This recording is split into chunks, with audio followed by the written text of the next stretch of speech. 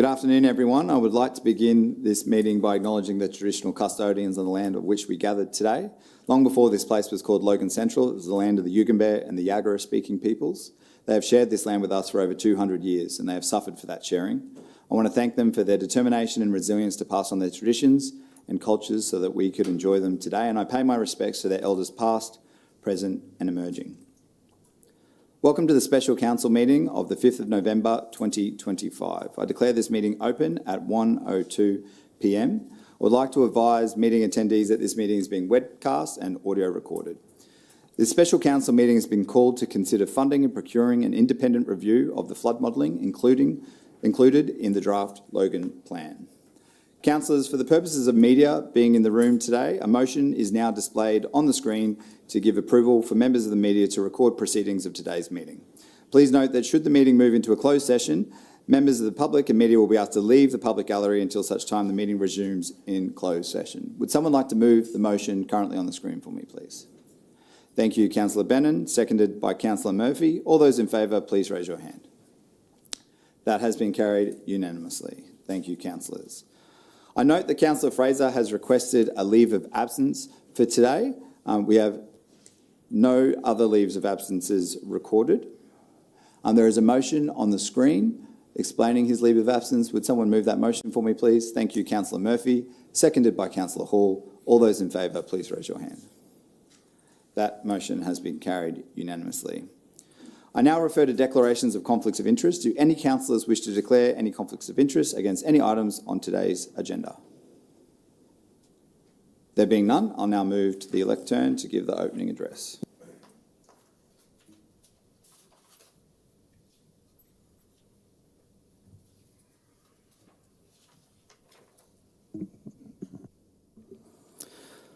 We're here today because when I was elected as mayor, I committed to listening to the community. When I took the stage at Jimboomba State School for that first town hall meeting, the room was packed. It was hot. There wasn't an empty seat in the house. People were shoulder to shoulder at the back.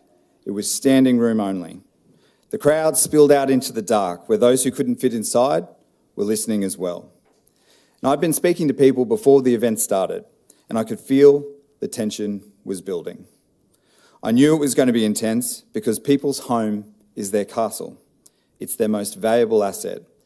But I had never experienced anything like this. For 3 hours, I heard anger and frustration as locals shared their stories. It was raw, it was honest, and I was listening. The best feedback is the most direct feedback, and I learned a lot that night. A week before that meeting, I had hosted an online town hall with over 40,000 views and more than 900 comments, many of those questions from members of the community. But I knew more people wanted to share their story, and that's why I called a second town hall meeting in Loganholme. Over the last 10 weeks, I've heard, read and responded to thousands of people in letters, town hall meetings, shopping centre pop-ups, emails, social media and planning scheme submissions. There have been some clear and recurring themes: fear of insurance spikes and property value loss, anger about the loss of property rights, and uncertainty about the plans that people had for their forever home. But overwhelmingly, people have told me they want an independent review of the flood maps. They ask for this because they do not trust the current mapping compared to their lived experience. They are not convinced that it uses the correct data. They want to know if there was any ground truthing. They are sceptical that it is fit for purpose. They don't think it's fair to rely on predictions of extreme future flood events like the 1 in 2000 or the PMF, the probable maximum flood, for land use planning. But let me be very clear. This is not a review of our land use policies. This is not a review of state legislation or of the draft planning scheme or of state planning policies. We're not seeking to make changes to those policies here today. This report and the review that it is asking us to consider is not a silver bullet, but it is a first step. What this report asks of councillors is to engage a suitably qualified, independent specialist consultant to undertake an additional review of the Logan and Albert Rivers flood study. Officers have recommended this particular flood study because it is the biggest. It affects more properties than any of the other studies in the draft Logan Plan. From that first town hall meeting in Jimboomba, people have been calling for this review. But today, councillors, we have a very important job to do, because a review alone is not enough. It must be truly independent. While it will be a technical review done by hydraulic engineers, it cannot simply be a tick and flick process. The community will not accept a Clayton's review that is all show and no substance. Councillors, our community is relying on us to make sure this review is rigorous. And to that end, I've called for residents to give me feedback on the scope for this review, and they have responded. I've passed on those suggestions to the staff and asked them to expand the scope based on feedback from the community. I circulated that scope to you last night, and I will table that amended scope later in this meeting for consideration. The two parts of the flood mapping that community members struggle with the most are the 1 in 2000 annual flood event and the PMF. These are such rare and extreme floods that we've never seen them in Queensland's recorded history. And we know the reason that they are included in our draft Logan Plan is because state planning policies require it. The amount of water required for a PMF level flash flood in Windaroo Creek is 540 mils in 2 hours. I can't conceive of how much water that is, how much rain that would take, and neither can any of our residents. So why would the state ask us to map that? It's because it was a recommendation of the Queensland Flood Commission of Inquiry. 30 people died due to flooding across Queensland in the summer of 2010-2011, where 75% of the state was impacted by flooding. The Commission was independent and thorough. It considered the following matters as they related to those floods: preparation and planning by all levels of government, emergency services and the community, performance of private insurers in meeting their claims responsibilities, all aspects of the response to those floods, particularly measures taken to inform the community and measures to protect life and property, both public and private, the management of the supply of essential services like power, water and communications, the adequacy of forecasts and early warning systems, especially for Toowoomba and the Lockyer and Brisbane valleys, operational plans for dams across the state, particularly Wivenhoe and Somerset, and their release strategies and their suitability, and all aspects of land use planning through local and regional planning systems to minimise infrastructure and property impacts from flooding. And the state went on to direct the Commissioner to make recommendations which she considered appropriate, feasible and cost-effective to implement. The planning and preparation for future flood threats and risk, in particular the prevention of loss of life, the emergency response in natural disaster events, and any legislative changes needed to better protect life and property in natural disasters. But as I read those terms of reference, I realised that there was something the state didn't ask the Commissioner to consider, and that was the social and financial impact of mapping extremely unlikely flood events, the stress and confusion that doing so would cause people, the damage to their well-being, and the hole that insurance premiums would burn in their pockets, all because of a theoretical flood event. The Commissioner did not foresee the compounding impacts of her recommendations on the people of Logan, but today we are faced with the unintended consequences of those recommendations. Now, this review will not impact on the validity of people's submissions. All submissions will be considered and responded to.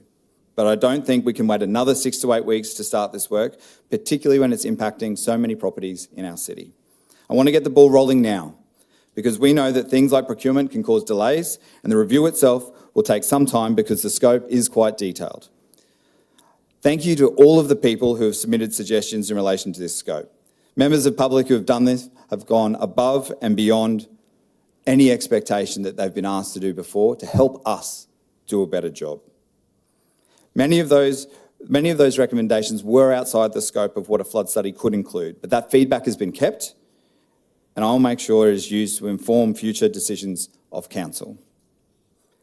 Now, the recommendation of this report is to use option 1, which is a qualified consultant who has already done some of the peer review work on the existing flood studies. But the feedback I've had from residents is that they want an entirely fresh set of eyes for this work, and I agree with them. With that in mind, I've prepared an alternate recommendation for Council's consideration, which I will move as an amendment to the motion as part of the discussion and debate today. I believe it is important to use a suitably qualified and independent specialist consultant who has not worked on any of these flood maps or studies as part of the draft Logan Plan process. Now, if councillors support this recommendation, this review will go through the normal procurement process, arm's length from elected members, as is appropriate to protect the independence of that process. The community deserves to know if they can rely on this flood study and the models that come from it. This review should give them that confidence, particularly as it should consider the compounding effects that each factor in the flood study has on the next, all the way out to the PMF, and whether the margin for error at those extreme events is acceptable and appropriate to use for land use planning and for insurance risk. I'm not questioning the technical competence of the engineers who did the original report. They followed their scope. I'm questioning whether their assumptions should drive our planning policies when the probability of those flood events is so low that the numbers become meaningless for practical decision making. The goal of flood mapping should be to provide meaningful and practical information that keeps people and property safe. It should not be causing alarm and giving insurance companies a green light to charge like wounded bulls based on theoretical extremes that may never happen. I support this review because I've heard the concerns of the community and I want them to have confidence in this process. I support this review because I believe it will help us in our advocacy to the state government, and I know we have some work to do on the scope today and the recommendations that we'll vote on. It's not going to be an easy job because it's important, but it's a start and it's what our community wants. I know they'll be watching, not just in how we vote today, but in what we say and how we contribute. There are no second chances on this. We're here to make decisions. Let's make them good ones. Thank you.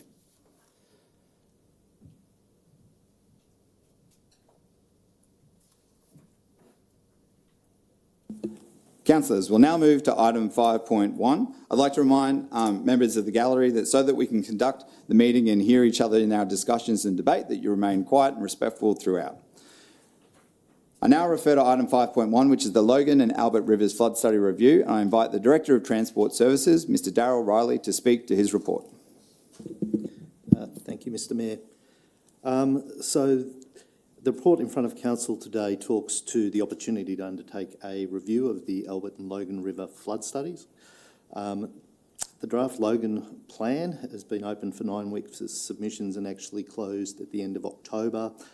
During that time, Council received submissions requesting that a further review of the flood studies commissioned by Council that underpinned the flood risk mapping for the draft Logan plan be undertaken. There were 11 studies in total across the city that underpin. It is noted that each of the flood studies, when they were completed, had an independent peer review as part of their preparation. And we've been using those flood studies within Council and with external parties for the last couple of years. That being said, the report in front of Council today provides a mechanism for Council to be able to undertake a further flood study in line with those requests. The Albert and Logan River flood study is the largest of the flood studies that Council commissioned to support the Logan plan. It covers more properties than the other items, so therefore is identified as being the most significant and most relevant for us to review. The Albert and Logan flood study, when prepared by the consultant, was required to comply with Australian standards such as Australian rainfall and runoff.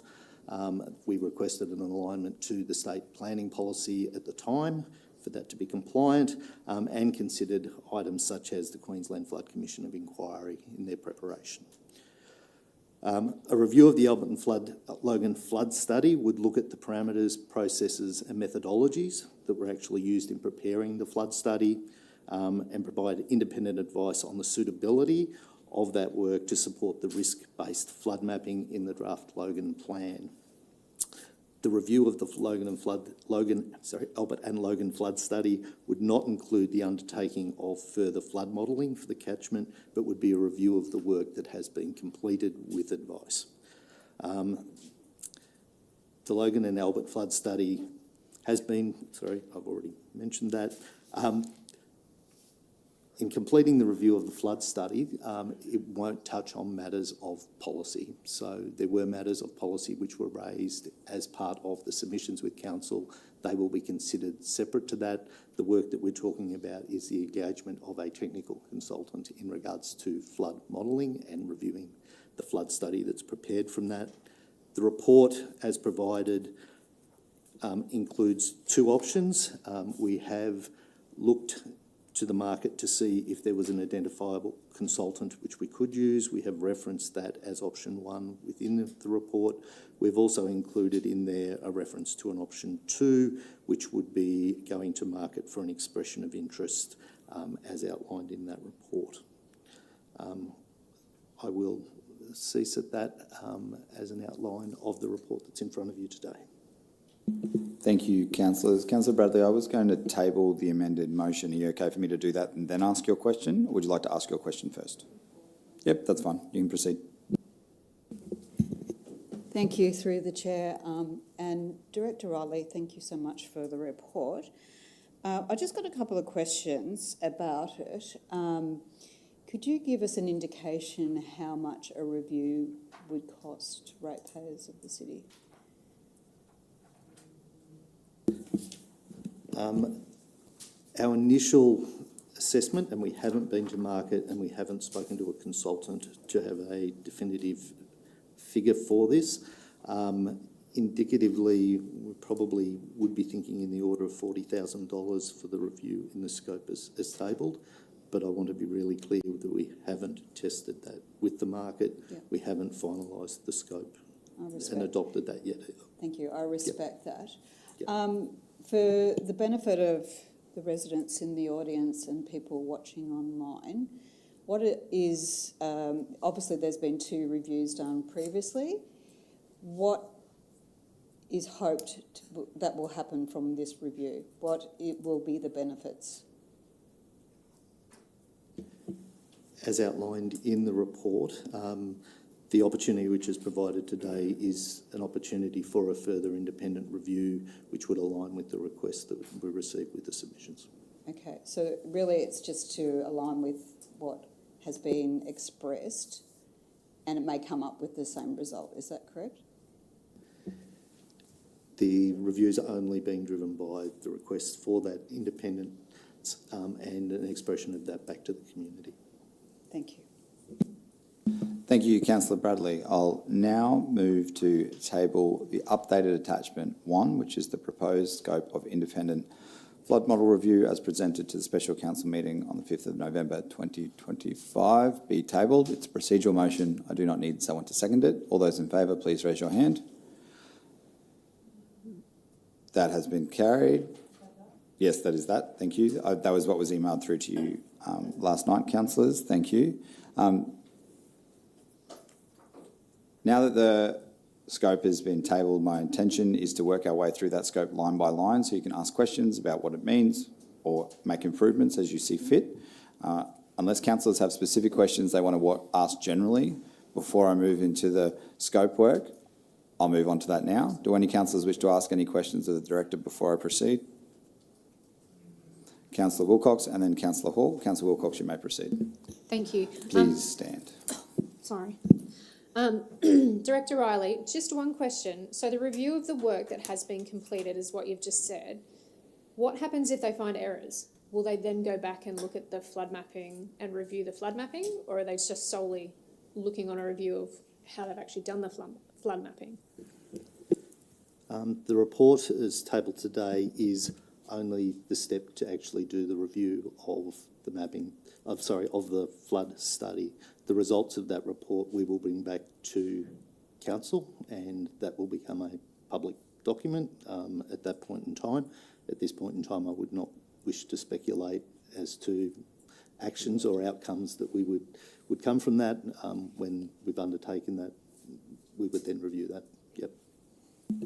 Councillor Hall.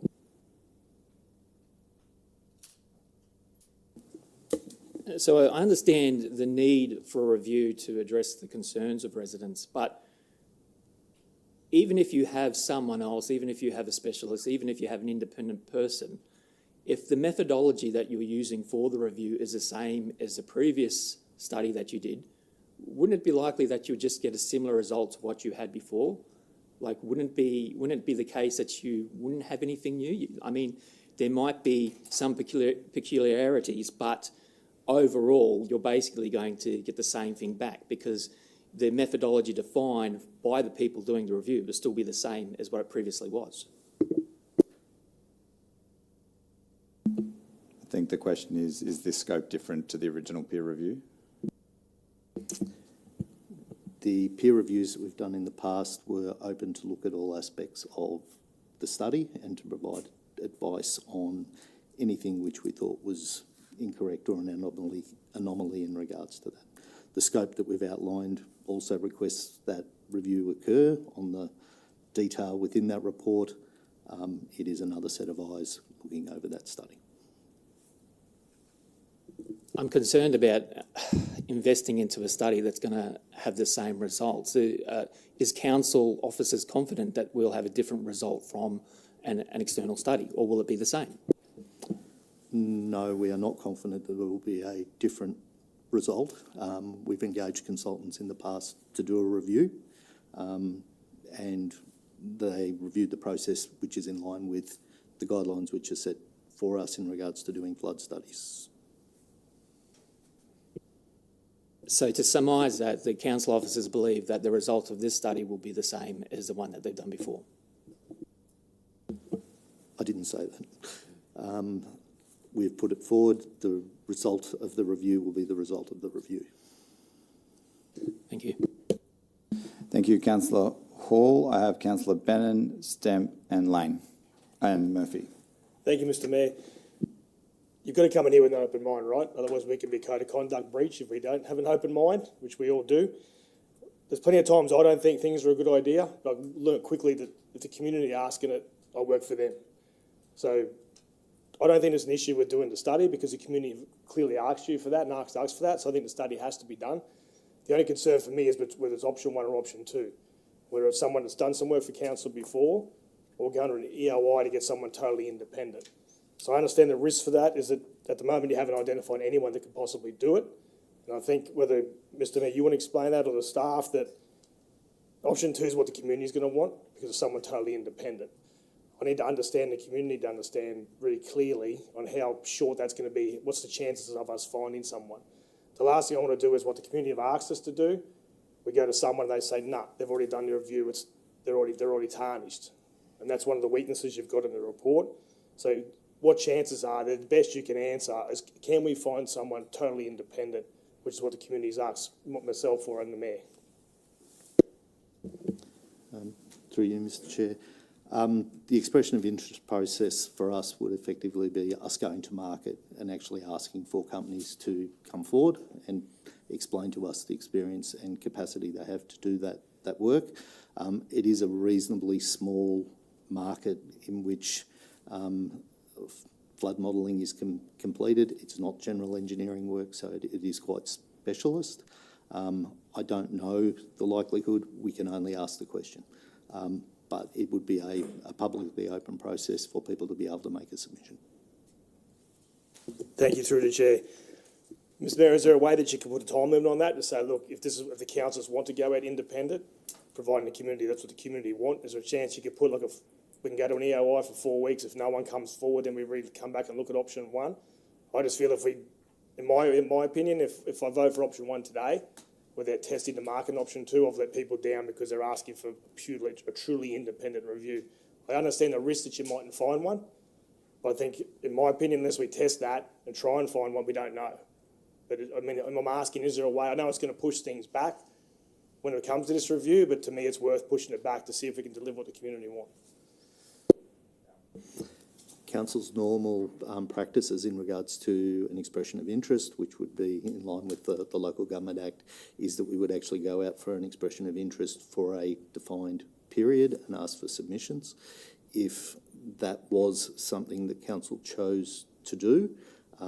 If at the end of that process we didn't have a successful consultant who can do the work, we would be bound to come back to council to close out on the resolution that was provided.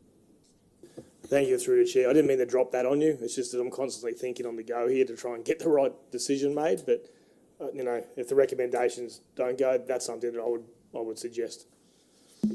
Thank you, Councillor Bennon. Councillor Stemp, Lane, Murphy, Russell. Councillor Stemp. Thank you, Mr. Chair. Just a couple of things I want to just get clarity on before we go any further. Obviously, on attachment 1, it notes that the Logan and Albert River flood study was delivered by a specialist hydraulic and hydrology consultant, independently reviewed by another consultant specialising in this field, and then independently reviewed by a third consultant before being published in 2023. So were any of these consultants completely independent of the original study? Both of the consultants used were independent of the original company that did the original study. Okay. And did they undertake a review of the items that we've noted in attachment 1 as part of those independent reviews? Yes, the request that we provided at that stage was an open review of the studies in their entirety.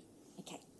And how long do we expect this review would take if we did make the decision to have another review done? There are two options within the report. Those two options come with different timeframes.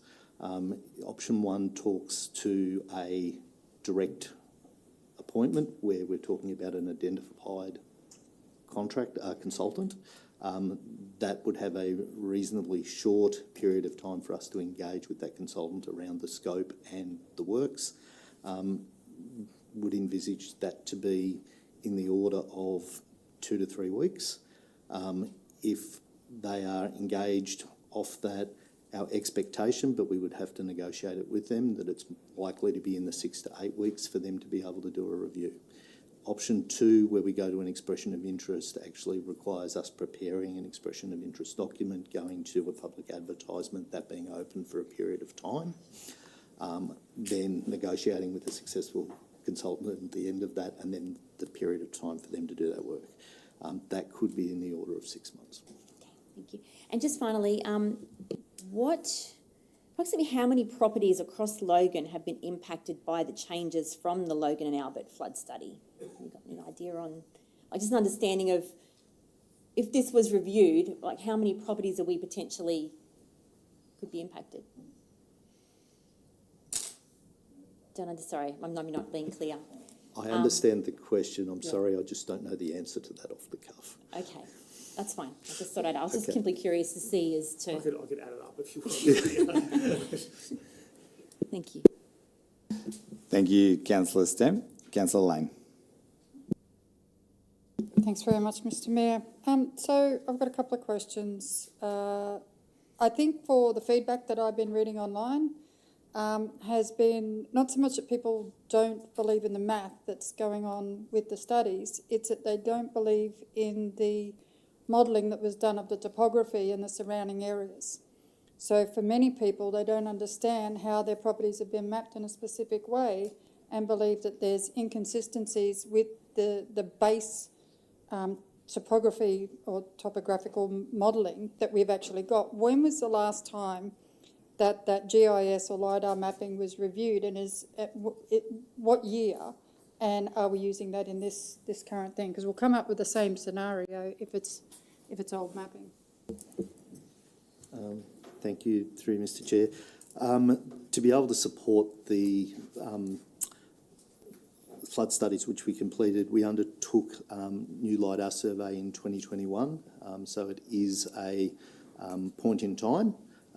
We look to bring that up to date at the time of when we actually did those studies. The studies take us quite some time to complete, so we are a fair way down the road from that now. But they will always be a point in time. So the information we used wasn't 10 years old, it wasn't going back to the early 2000s or the likes. We actually did undertake a new LiDAR study to be able to have contemporary information at the time that we were doing the studies. Thanks. Was that peer reviewed by anybody? I'm not sure that was peer reviewed. I think we should just have a look at that. As I said, in reading the online commentary, people were sceptical with the base model that we started with. It wasn't so much about the math, it was the base model. And I think that taking those concerns and giving them assurance that 2021 the mapping was redone and that it was peer reviewed, and that, you know, independent people have looked at this and triggered this response, then that's something completely different. I don't know that we've actually transmitted that to the community. And I think that that's a problem for them because they say, not in my this didn't happen in my backyard. I have correspondence from people who said that, you know, they were told different things by hydrologists, by council over a range of years, and they still believe in that, regardless of whether or not we've done new mapping, because we didn't point out when the new mapping was done, as in the topography remapped and looked at. We've had a lot of development that's gone in through the suburbs, and overland flow is a major impact on that. Given that this is a starting point for the review and for people to have confidence in it, I would imagine we should have confirmation that it's been peer reviewed before we send this off to an independent person to then map off that information. That would be a basic, I would imagine, we would start with. And I've come into this with a really open mind, but I'm hoping you'll have an answer for me. The LiDAR work undertaken for council is undertaken via our surveying area and was undertaken by a consultant as well, so therefore looked at by council. We have detailed specifications in regards to that work and do QA on the information which we actually receive for that. The underlying topography information that we use for the flood study is the same information that we use for other purposes in council. It wasn't solely for the flood studies themselves, so the contour mapping, which you would have likely seen on our internal GIS system and the likes, is built from that same data set. Again, I'm not hearing that it's been reviewed by someone independent. Sorry, I don't mean to be combative, but I did want to put this point across. I agree with you, and that's why I asked for item 4 to be added to the scope, review of the topographical methodology supporting the modelling. A review is great, and I think that having that as a starting point is really important. My last question is in transmitting information to residents, people in my area who put in submissions as a result of the flood overlays that have gone into their area. I went round and visited each person that contacted me personally. And in some instances, they don't understand how they sit above someone else in a street opposite and they're on a medium density flood mapping, they're in a high density flood mapping while someone else is in a medium density. They're higher than them, they're not closest to the creek. There are so many different things that make them feel very uncomfortable with the process. So they believe that the basic model that we start with is flawed. And I keep repeating myself, but that is the general vibe that's coming from community comments. It's coming from in-person comments, but mostly I'm getting my information off feedback that's been through social media. So I'm struggling with this today, I will say that. Thank you, Councillor Lane. I have Councillor Murphy, Councillor Russell, Councillor St Ledger, and then Councillor Rabin, and then Councillor Hall, and then Councillor Herrenmeyer. Thank you, Mr Mayor. Firstly, I'd like to say thanks for bringing this special meeting forward. I'm sure the community are very thankful that we could get this started and we don't have delay over that shutdown period. For Division 12, we're surrounded by both rivers and we have multiple properties that go under, businesses and lots of community assets. I'm happy to support this review today, but I just wanted to ask, Director, with this review, there is a possibility that we will get the same outcomes, maybe a better defined outcome, or even possibly an outcome where they'll say that we haven't gone far enough. Is that correct? I have no supporting information to suggest that we will get a different outcome in regards to the assessment. The studies were complete, they were peer reviewed. We've been requested by the community to have another independent set of eyes look at that, which we've brought forward in this report, but it doesn't have underpinning changed information that makes me believe that we will get a different outcome. So I can't attest to that. Okay, so once we have that review back, then we take that information and we re-look at the flood mapping from there with that further information. That'll be a decision for council once you see the outcomes of the review.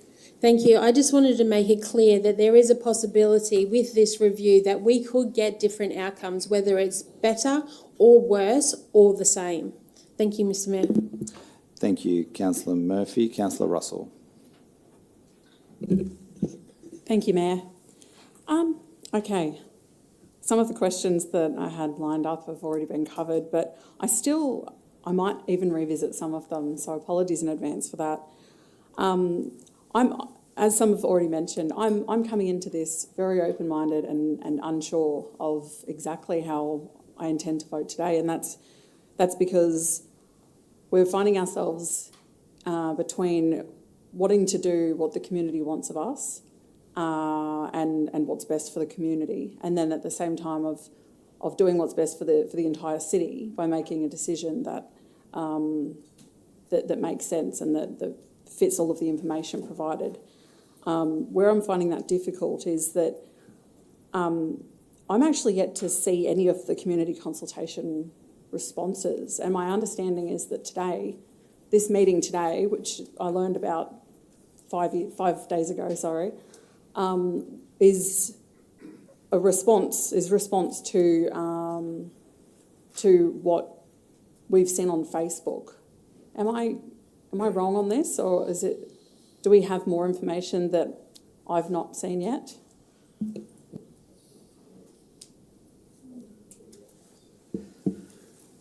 I think it would be reasonable to say that there's been interactions with council, some of those you've mentioned, but there have been submissions to council as well. I understand your question in regards to those submissions will have a due course to play with council, and a lot of those will include policy-related matters which are not actually about the flood modelling themselves. I think the Mayor mentioned earlier a desire, given the time frame, to actually do a review on a flood study is considerable, that there was an opportunity, if council so wished, to be able to progress that sooner rather than having it, I guess, wait for the consideration of the rest of the information in those submissions. Okay, so I'm still finding that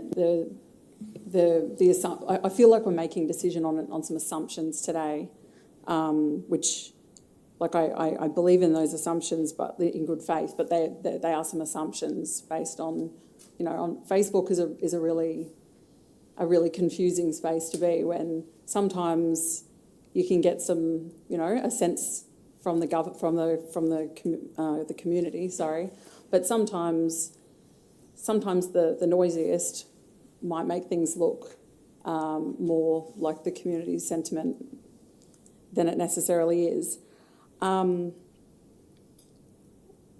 a bit confused. I'm also wondering that if we are unsure of any kind of a cost moving forward on either of these options, I don't know how to vote today on a blank check. I'm concerned about that as well.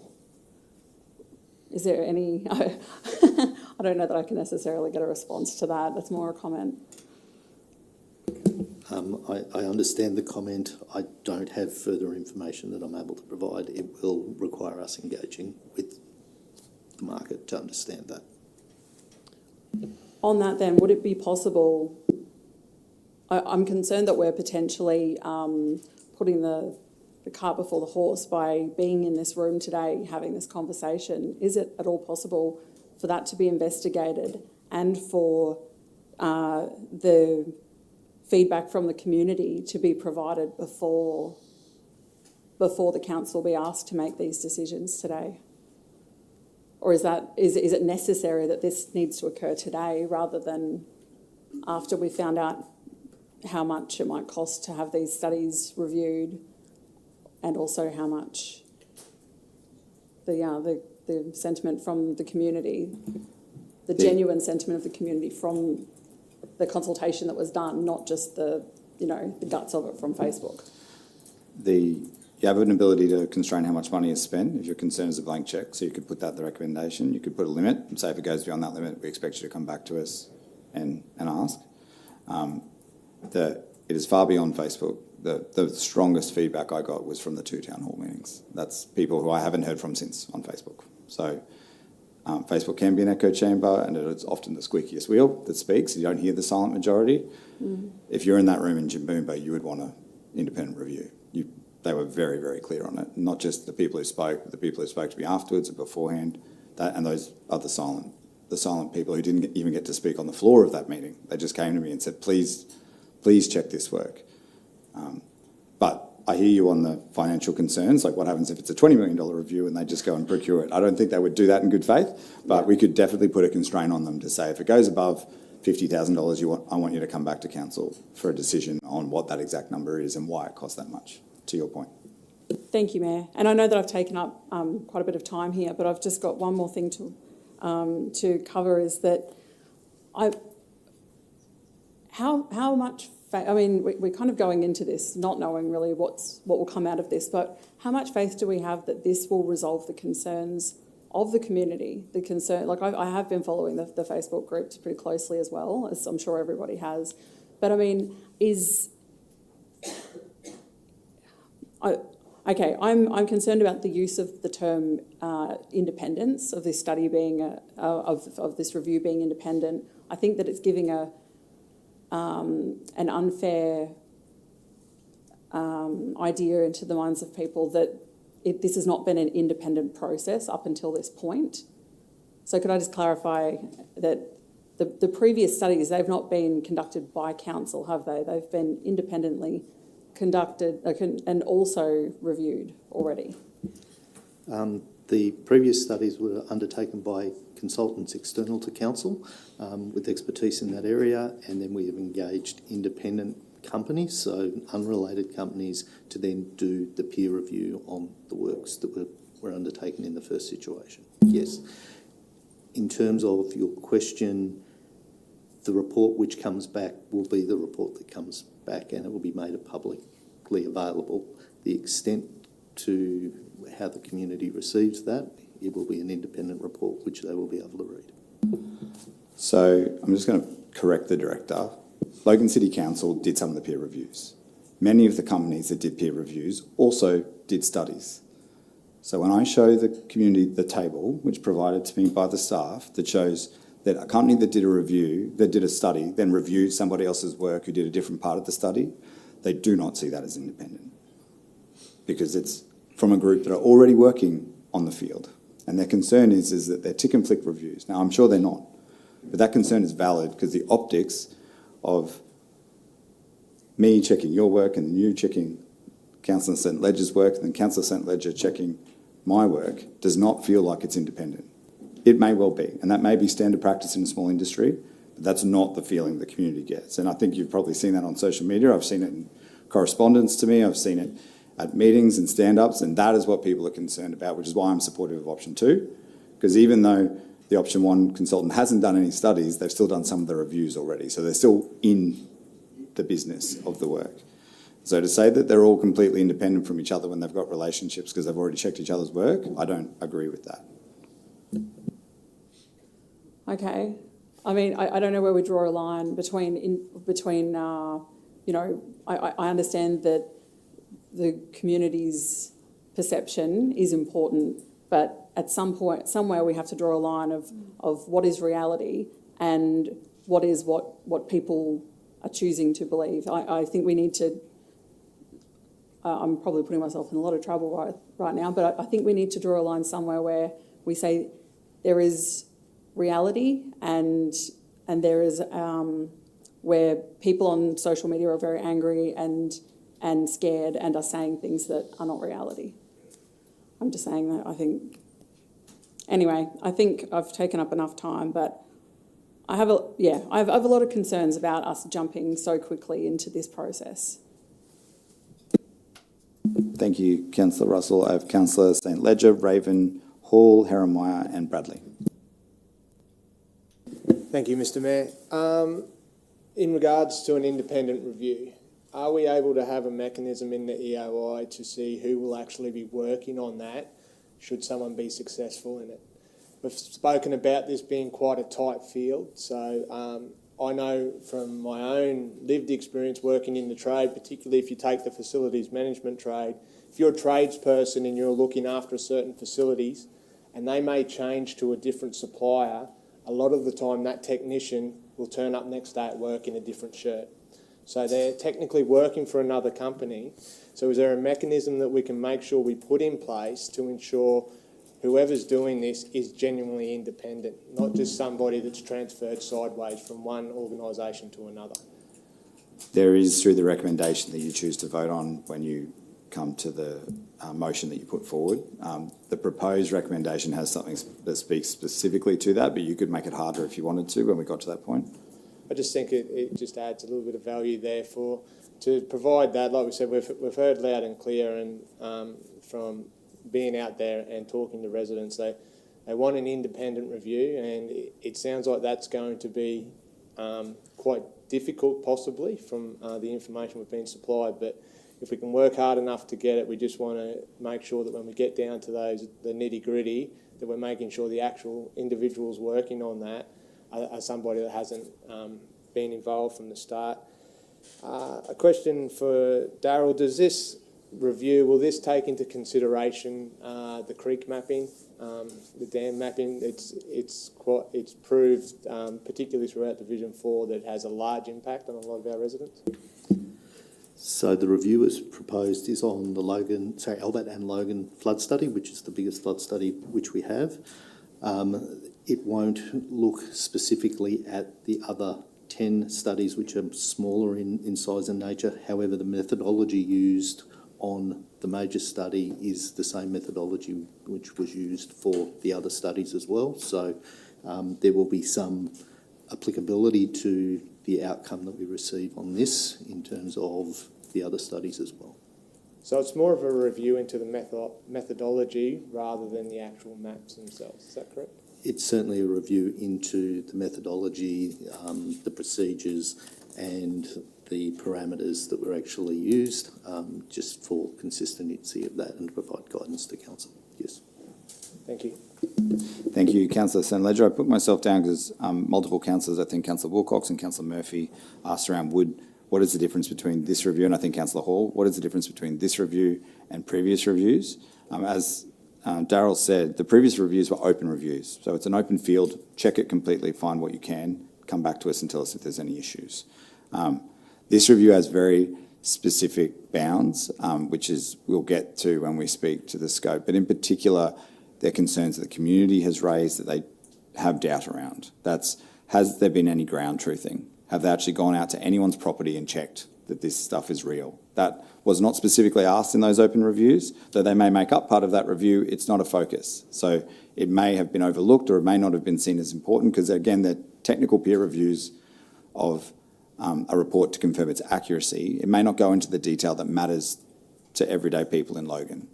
The other one that was particularly focused is around that compounding effects of error bounds in the PMF. So the PMF is the level of mapping that people are most concerned about. It impacts the most people in the city. And as you stack the margin of error that goes into a flood model, that then goes into climate change, that can then go into the weather events that would contribute to the PMF, the margin for error gets wider and wider. And while that's acceptable in modelling terms, it's not something that was ever articulated to me, and I haven't been able to find it in those flood studies. So having an expert look at that and say, this is how much error there could be by the time we get to that level of mapping, would probably answer a lot of the questions the community has around why is the PMF so extreme? And it's because there's a stacking sort of impact on all the different maths that is being done until you get to that extreme and very unlikely event. And I think that is the difference of this study, that it looks specifically to the area that is causing some of the most concern, not all of the concerns, to Councillor St. Ledger's point. That creek work will be part of the policy work that we consider another time. But I think that this work, which will take some time to do, to Councillor Russell's point, we could wait 6 months. That's how long it could be before all of the submissions are considered, and then start another potentially 6-month long process to do it. And in the meantime, people have the same flood maps and have the same insurance concerns and have all the fear that is running in the community. So that's why I think it's important to do it now, and can feed into the work that we do later on when we're ready to do that work, rather than delaying the process. Is that true, Darryl, that the previous reviews are open reviews and this one is very specific in its scope?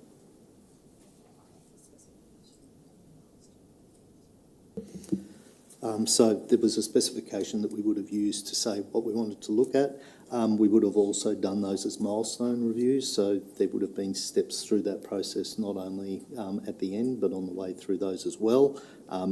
It is fair, but nothing was excluded in that process. We didn't constrain what they looked at, no. So they were open and broad, so they could have found these things, but they weren't focused on these issues because it was an open review rather than focusing on specific concerns like the ones that are up on the screen now. We didn't have specific concerns that we raised in regards to the work, unless there was something that was evident to us, but there was a process, as I said, in a milestone arrangement to work through that. Thank you, appreciate that. Councillor Hall, Herrenmeyer, Bradley, Russell.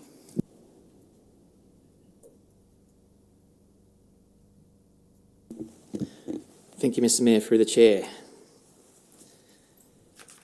In my experience, from what I've heard from my residents, is the community wants us to use what we know, really not what we predict, which is kind of running in contrast to what we've been asked to do in terms of our planning scheme.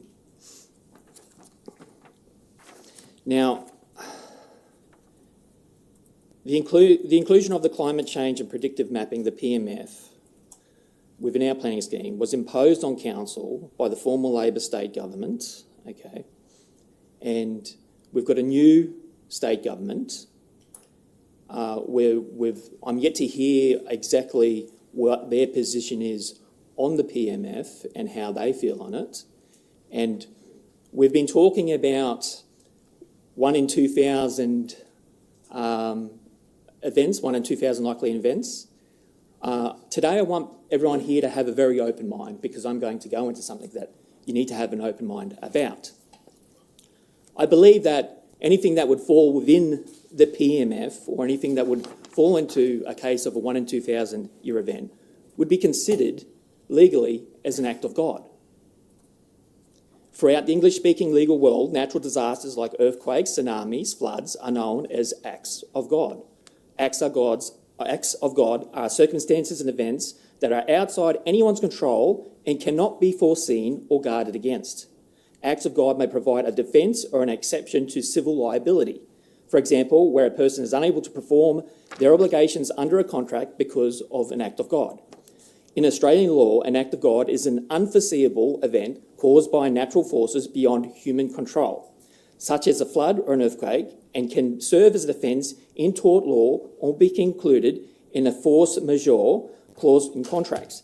These clauses, which define a list of specific events, allow for the suspension or termination of contractual obligations when performance becomes impossible due to the event of likely natural disaster, acts of government or war. Now, this might seem like a radical concept to some, but we actually have a force majeure in our own standard terms and conditions. So if you look at item 12 in Logan City Council's terms and conditions, we have a force majeure. If either party becomes... Councillor Hall, this is not relevant to the scheme, to the flood study. If you can sharpen it up. We understand the point you're making around force majeure and acts of God. Please bring it back to be relevant to the flood study. Well, I believe it is, because anything that would be a 1 in 2,000 event would be so extreme, so forceful, that would be considered as an act of God. And you cannot predict an act of God. There's no way to predict it. So I believe the methodology in itself is flawed.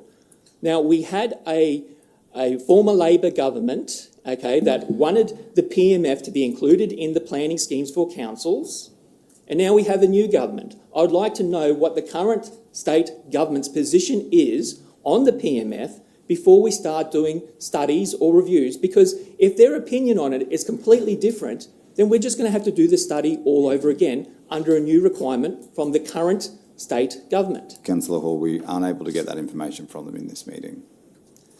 We can ask. We can actually put But forward not a as part motion of this and special ask. council meeting. So if you want to do that, we can, as a separate action outside of the meeting. This meeting is to consider this flood study. Mr. Mayor, what I want to know is, does doing this external study get us any closer to actually doing that with the state government? In my opinion, it does, but the technical experts will have a different opinion. Well, I'd like to know from the technical expert. I'd like to know from the CEO. Well, I think that they're two separate things. One's a technical study, which will give council some information. It'll give you information around that particular flood study. The policy question and the policy of state government will be a question you'd have to ask of the state government. They're two disconnected matters. Having more information with which to go to state government may give you more leverage against the state government position, but that's speculation on our behalf. This is really only about the technical study itself and whether council wants to avail itself of additional independent review as it proceeds down this pathway towards an adoption of a Logan planning scheme. I'm for this. Like, I'm for anything we can do to advance to progress to a better study for our residents. But I would like to see this as forming a component of going back to the state government, because they have the power right now to change this completely. They could stop this whole meeting today if they wanted to, and they could change the methodology in which our flood mapping is included in our planning scheme. They have the power to do that. Councillor Hall, I believe that this study will assist in that advocacy to the state, particularly around scope number 10, which speaks specifically to the challenges around the error bounds on PMFs. I also believe that scope number 9, which is the fit for purpose for using it for land use planning, will help. Irrelevant of what the outcome is, an explicit answer on these questions is something that I can use as the Mayor to go to the Premier and Deputy Premier and say, this is what an independent review focused on these matters has given us. Will you consider this independent advice in changing your position on what we must include in our planning scheme? In closing, I'd like to say, sometimes rules are put through to council by state government, and quite often the local councillors are almost like a buffer for the heat and the flashback from residents for these rules. But I think residents need to understand that where did they originally conceptually came from? Okay, that's what you have to ask, because there are people in power at the moment that can change some of these rules. That's all I have to say. Thank you. Thank you, Councillor Hall. Councillor Herrmeyer. Thank you, Mr. Mayor. My perspective is that a review is good, but action is better. When I look back at the context of why council's in the position that it's in right now, there's a few key moments that come to mind, and it all started, in my perspective, back in 2022.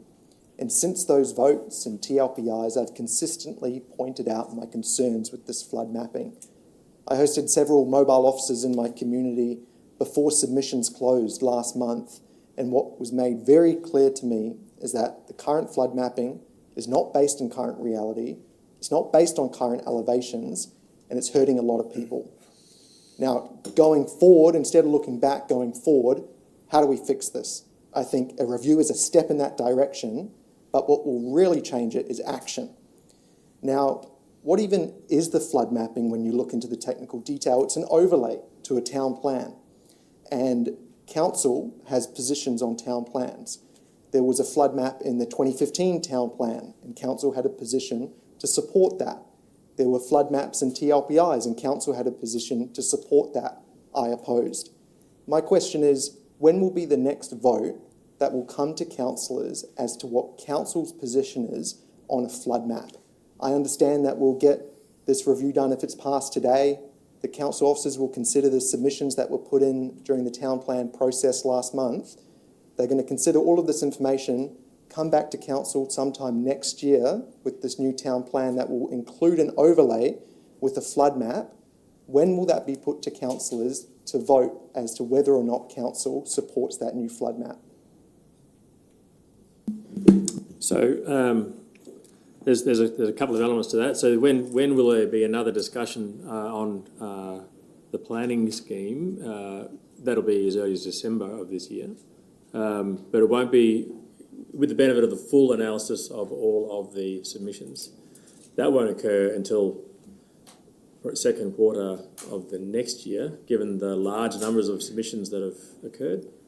And so you won't be adopting a planning scheme until after you've fully considered all of those submissions, which will be later in the year. So there's a couple of different timeframes depending on which one you're thinking about as to when council will get to deal with either submissions, planning scheme, or an initial review. So as the CEO of Logan Council, you're expecting that sometime in the next financial year, so after June next year, there'll be a vote as to whether or not council agrees to a new town plan, and in that town plan there'll be an overlay that has a flood map, and that's the opportunity to see as to whether or not that new flood map is different than the one that we have right now. So yes, in the next calendar year there'll be a vote on the Logan planning scheme, with the rider on depending on the detail in the submissions. We haven't reviewed the submissions, so if there's something in there which is unforeseen, it may fall into the following year, but at this stage, 2026. I hope it doesn't fall into the following year. I do think that this review is a step in the direction of making the situation better, but we need to do a lot more, and I hope that we do it as soon as possible. The current expectation is the vote that really matters will be late next year. I hope we can get it as early as possible to make the situation better with this flood mapping, because what's happening right now isn't good enough and it needs to change. Thank you, Councillor Heremiah. Councillor Bradley, Russell, and then Jackson. Thank you, through the Mayor, Chair.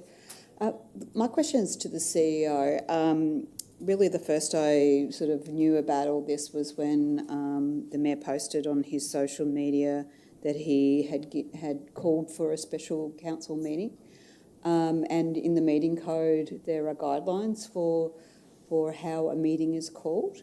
I'm just curious if there is a direction from the Mayor to yourself to call this meeting?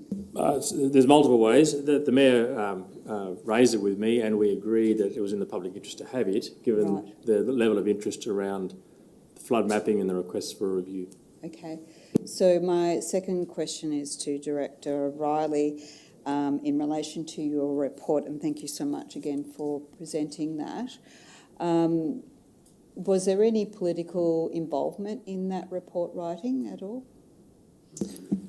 The report was written by myself, and the scope was developed between myself and the manager of RIP in regards to the content. Okay, so no meetings were held before then about the report at all?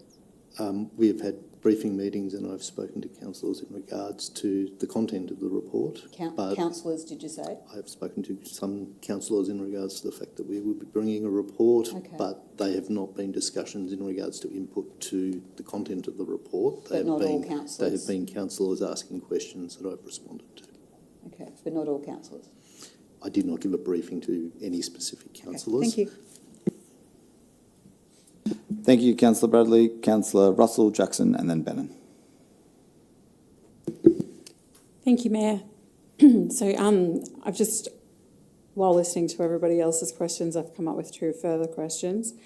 I just wanted to, and it's just things to clarify. So is there any reason to believe that either of the options we're being asked to vote on today will change the behaviour of insurance companies?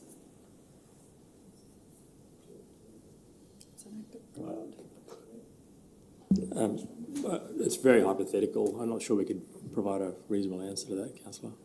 Thank you. I think we need to stop pretending that that will happen. Like, you know, whether we go ahead with this or not today, I think it's unlikely that our action today will actually change insurance companies' behaviour. Council does not have that much power. My second question is this proposed study promised to ground truth the individual homes of people who are concerned? Because I know that's one of the concerns that's been raised a lot by the community, that they're saying, you know, we don't believe in, you know, this computer program. We want people to come out to our homes. The proposal that's put forward for the review is for a review of the study. It's not an in-field investigation of specific individual concerns of individual residents. It's looking at the study at a whole of catchment level. So the Albert and Logan catchment takes up a very significant portion of our local government area. We're looking at a catchment level response around the appropriateness of those aspects. It is not aimed at going down to individual property investigations, no. Thank you. I just wanted to make that really clear for community who's watching, that that's not what we're voting on today. Appreciate your answer. Thank you, Councillor Russell, Councillor Jackson, Councillor Bannon, Councillor St Ledger, and then I'll move into the scope. Thank you. And Councillor Wilcox. Just a question on the open versus specific criteria of the review. Would I be correct in understanding that an open review would take a broad view of things, and that by being specific on these items that we're going to vote on would enable the review to go deeper on those issues into more detail or more specificity? Thank you. I think a better description would be that it ensures that we get a response on those items, rather than an open review would have the peer reviewer open to look at all aspects of the report and report back what they thought was relevant and appropriate.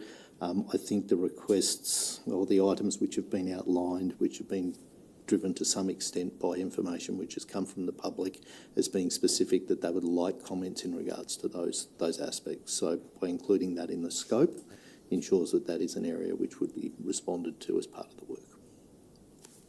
Sorry, but would we be asking them to, by focusing on these areas, asking them to inspect them at a deeper or other level than an open review would? I don't think I can answer the question, sorry. The reality is that they had full ability to look at those aspects and look at them in detail in the original review. I can't comment to the extent that they did that specifically. What it does do is ensure that the matters that would be included in the scope would be matters that would have a commentary within a report that's provided. Thank you, Councillor Jackson. Can I lean in a little bit on that? Did the original peer review speak to whether or not AI or Monte Carlo analysis was used, or pilot or experimental methodologies were used in the original reports? No, we would not have asked that question. So you didn't get that answer because you didn't ask it. But if we ask that question, they will provide a response to that, won't they? That is our expectation. So there is a stunning example of the difference between open field, because obviously if something's not there, you're not going to comment on it. But if we're concerned that it might be there, they will provide a response to that. And then we can give confidence to the community who are concerned about that methodology around whether or not it was used.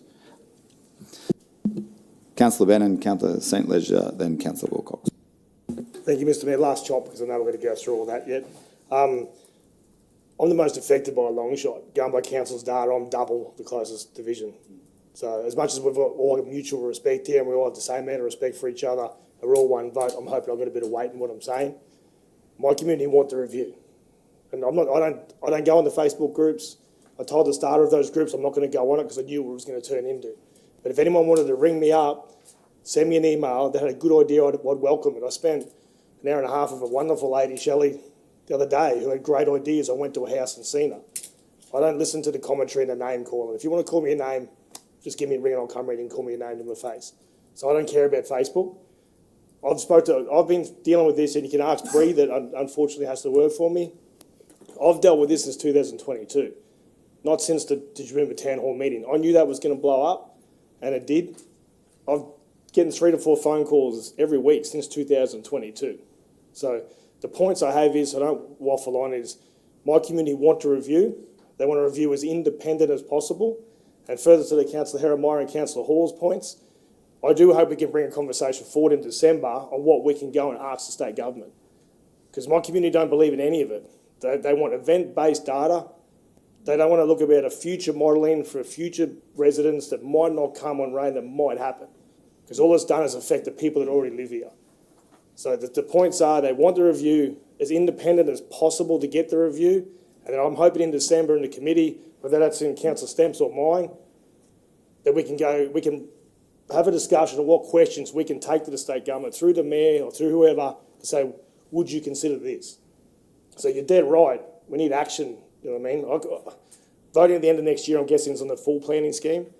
Nothing's stopping us getting this down pat. Because I feel sorry for David Hanson, Director Hanson, who's got a brilliant planning scheme that's been overshadowed by this. I'd hate to be that poor bugger up there. So they're my points there to keep it that. Want to review independent as possible, and let's see what we can ask the state government. And I'd like to have that discussion in December, so my residents can go through Christmas with a bit of peace of mind, knowing what this council's which way they're heading. So that's all I've got, Mr. Mayor. Thank you, Councillor Bennon, Councillor St Ledger, and then Councillor Wilcox. Thanks, Mr. Mayor. Probably echo a lot of Councillor Bennon's comments there. I think the biggest thing, particularly for the community that I represent, is that our flood modelling is severely impacting existing long-term residents in what they perceive as a negative way.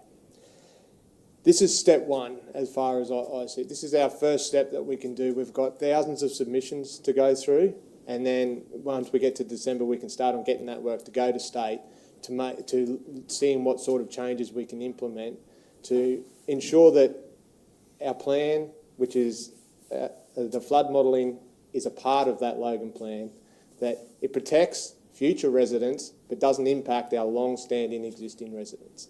And I think that's something we've got to look at. That this is step one. We can get on the front foot from someone that's come from the private sector into this sector, and any department I deal with in council has now said, when they tell me it'd be a quick turnaround, not as quick as you'd like, I've grown to start to accept that, but we'll continue to push to make sure that we can get that action sooner rather than later. But I do agree the community want an independent review. If we can get that happening, it's the first step, and then continue working hard for them on the additional steps after that. Thank you, Councillor St Ledger. Councillor Wilcox. Thank you so much. Sorry for the second chop. I just have two more questions. People have told us they want a review. I've heard that. I was loud and clear at Jim Boomba and everywhere else I've gone.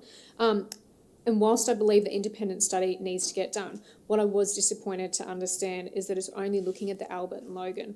So again, I'm wondering, when the review is done, if it finds anomalies and errors and it comes back to council, then do we make further decisions about what to do with the review? And if that review can then do other reviews on the other studies that were done. Is that correct? Yes, yes. It's a decision of council, but yes. Okay, great. My only other question is, and I agree, I would prefer option 2 to have a full independent study. I'm also concerned that it may take 6 months. I'm also concerned that we're very close to Christmas and shut down, putting out an EOI and all that sort of stuff. My only other suggestion moving forward would be, can we actually engage both options? Go with option 1, have option 2 as well, put them both together in a report so that we actually have 2 independent studies, and actually let's see if they're both different or they're both going to be the same. It would actually be interesting to actually see what the differences would be if they're both saying they're independent studies. It's my only thought. You're welcome to make whatever recommendations that the majority of councillors will support.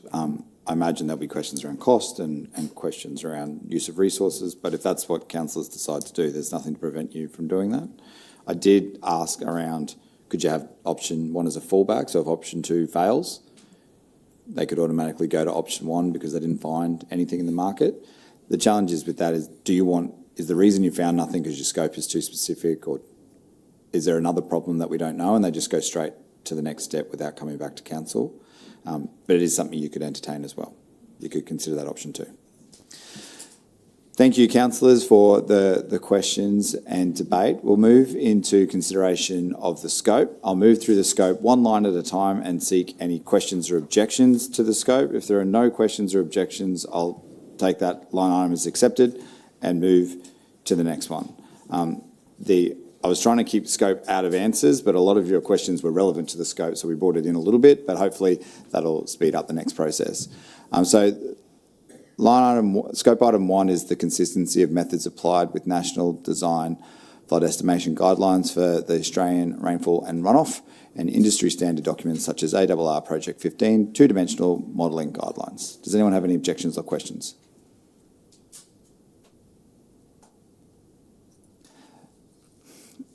Councillor Russell.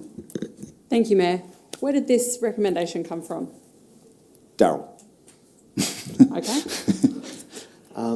The recommendation 1 is effectively a review just to ensure that the study itself is compliant with those requirements that are upon us under standards proposed through Australian Rainfall and Runoff, which is effectively the Australian standard that we need to comply with, and advice around those items like the Queensland Commission of Inquiry, state planning policy, but effectively to give some guidance in regards to the fact that the study is actually relevant and compliant with where it needs to be.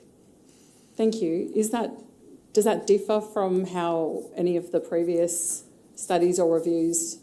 So this isn't an additional action. This is just. I would describe this as a standard review question that you put in all reviews to make sure that they consider the modelling in line with the guidelines. Like it's the opening salvo, if you like, that says do a review of the model in line with the ARR. Okay. So just to save me from standing up 11 more times. Do you want me to just keep commenting on that and asking Darryl at the same time? Is that possible to find Yes. that out? Because I'm happy to do that. I'd love to know how much of this is So you want to know, change. if it's Darryl or community, basically, is what Yeah. you're seeking. Yep, Yes. I can give you that. Thank you. Easy. And sometimes it's a mixture of both, right? Because Darryl included community suggestions in his original scope. If there are no further questions on that or objections, I'll move to number 2, which is the hydraulic modelling approach, including software and model schematisation, model resolution, model boundary type, key model parameters and calibration methodology. This is a Darryl scope item.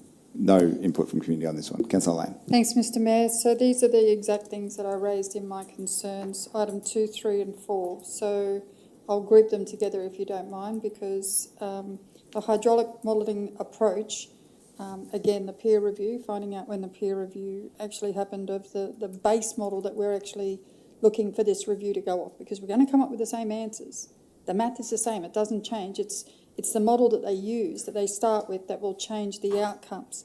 The second thing is it says confirmed process of catchment walkover supporting modelling.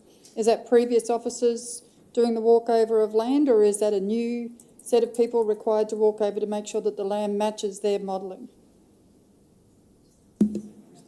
That's just checking how much they did. Sorry? That's just checking how much was done as part of the previous study. So it's not requiring them to actually go and... Yes, this isn't a new flood study. This is reviewing the other one. I understand that, but again, without actually walking the land, how can you tell whether or not a model is correct, or whether they did a specific percentage of it, and how much of it was on flat land versus high land versus overland flow with, creeks and tributaries, dry beds? I mean, all of this comes into it. I just think we're going down a big slope. And the item 3 is review of the topographic methodology supporting the modelling. This is a community request. Okay. So to speak specifically interestingly 2 is entirely Darryl's standard engineer review processes, but many of the questions that community members asked were answered by having that in there, because they were concerned about the model and the bounds and whether or not it was used properly. So while they didn't specifically use that language, a lot of their questions in layman's terms pointed to that scope item. And again, we're not reviewing the base model with which we're starting, so we're starting from the same level, we're going to get the same outcome, and we're not reviewing that starting point. I hear you, Councillor Lane, and if you wanted to do that, that would be a different flood study, which we could vote for if that's what you wanted to do, but it's not what the review... We couldn't do it in this meeting, because this meeting is for the confirmation of a review, but you could definitely do a flood study or another sweep of LIDAR or a whole host of other things in different council meetings that fed into policy and gave you different data sets. Are there any other questions on number 2? Number 3 was from Community Councillor Russell, and specifically because no one's ever seen, direct quote, a person doing a walkover in the real check. I know that they're mentioned in the existing flood study, but not how many were done and what extent they were done to. This will give that information. The reason why I thought it was valuable to have this is because if it's very, very low, that's a good reason to say, we want to do another one, we want you to do much more of that. But if it's very, very high, to your point, doing more won't help. You'll get the same outcome.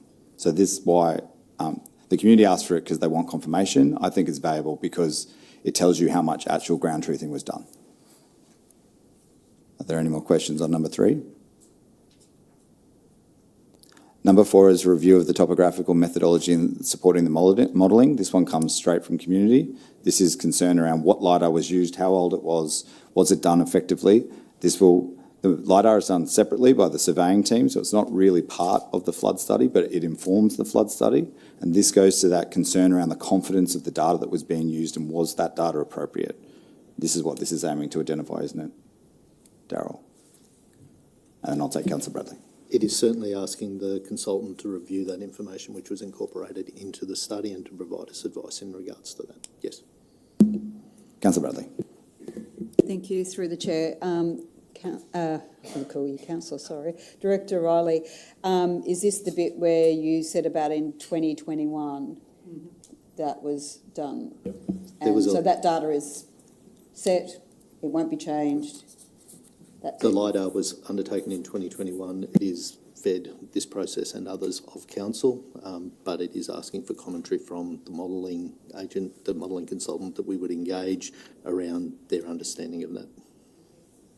Thank you, Councillor Bradley. So to be clear, none of these will change the data in the existing flood study. This is checking what was done, and it may too, I think it was Councillor Wilcox's and Councillor Murphy's point, it may identify errors or issues that we want done better if we were to redo a flood study. But it won't change anything through this process. Are there any other questions on number 4? Councillor Jackson. How often do we do a LiDAR scan? Is it a 5-yearly thing? I think it's typically driven by requirements for purposes like flood studies, or when we start to see significant changes in, say, the contouring that we're seeing on our city-wide mapping, that we see significant development occur and we start to see that information not representing an appropriate view of that. So it's not on a defined recurrence interval, but we do it reasonably regularly. Yep. I think you mentioned before when you were describing it that when we say we did it, it was a contractor that did it, that last check.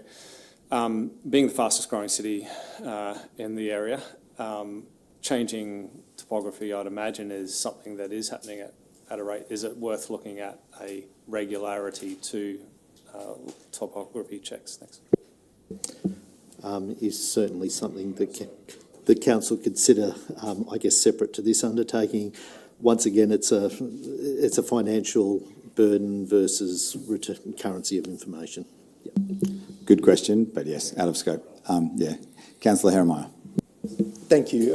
When it comes to the contours of different areas in our city, the elevations of Logan Reserve and Chambers Flat and Park Ridge are significantly different than they were 5 years ago. When I was first elected, I printed out a map of Division 8, and the map contained all of the waterways and the roads in Division 8. I still have that map. It's all dusty in my office, and it is almost unrecognisable because the contours, the elevations, the infrastructure has changed significantly. Now, this scope, item 4, states that as a part of this investigative review, it will include, quote, a review of the topographic methodology supporting the modelling. Does that review include recommendations that this independent consultant would provide as to whether or not our elevation data should be updated more regularly for the growth fronts in our area? I know there's one estate, it's on Logan Reserve Road, it's called the Halcyon Estate, and it's a beautiful area where people go and purchase a plot of land there, and their properties have been affected by this new flood mapping, and when they look at it, they see the elevation data of the field that was there before. It hasn't factored in the fact that land has been built up as a part of the development. So they're really concerned about that. I don't think it's fair. Will this review include recommendations from an independent consultant as to how council can make it better when we go to approve a new flood map in the future? I would not expect that to be a response from the consultant. The consultant will be a modelling consultant who would obviously like to have the most current data at all times. The study which was undertaken for this work occurred very closely around the same time as the LiDAR which we actually collected. I know we're looking back now and seeing that data from where we are at this point in time, but given that the flood studies that we actually did at the time were closer to that period as well, there is a line in the sand for that. The frequency in which that type of data is collected really is a matter for council to consider and something that could be considered outside of this process. It's not a matter for, I guess, a technical expert doing flood modelling to be providing that advice to us. Okay, that makes sense, and it reminds me back to what another councillor said about the term independent. Just because something's independent doesn't mean it's right. And this council shouldn't delegate our critical thinking skills to any consultant, because at the end of the day, councillors are responsible for what they vote on. So I think with the future flood map that will be voted on as a part of the new town plan, we should factor in more up-to-date and realistic contour information because our city is growing so fast. And the developments that are growing our city tend to be approved by council itself. Thank you, Councillor Herrenmeyer. Any other comments on scope item 4? Scope item 5 is that the key input data sources being bathymetry, survey sources and currency, structure data and land use data. That is a Darryl scope item, though noting that some inquiries from the community have been covered by what this would do. Do you want to comment on it, Darryl, or are you happy to leave it at that? Just to inform that it typically is reviewing information around what we know in the river below the water line, so that we effectively have the topography in those sorts of spaces, what we actually included within that process, and then looking at some of the structures that were included within the modelling as well, just so that they provide comment on that. Are there any questions or objections to number 5? Number 6 is that key design inputs and resultant design flows being design, rainfall and temporal patterns, rainfall runoff losses, ground roughness, major structures, river discharge, tidal or storm boundaries and coincident events. This is a combination of Darryl and community. The specific addition from community is river discharge, which was added after a number of requests around making sure that we include the storage capacity and modelling around the river mouth, which those were emailed. These aren't from socials, these are all from people who've written to me with that feedback. The term river mouth isn't one that a technical expert appreciates because it's a place rather than a happening. So river discharge is the appropriate language for it, which is why it doesn't say river mouth. Are there any? That's how it was explained to me when I'm like, why doesn't it say river mouth? That's what the community wants to hear. So this is, does anyone have any questions or objections to number 6? No. Number 7 is the flood frequency analysis, statistical analysis of historic events and comparison with the model representation of historical events. This is a combined Darryl and community one. Many people are concerned with the accuracy of the historic models, particularly 2022, where they have a very fresh lived memory of exactly where the model went.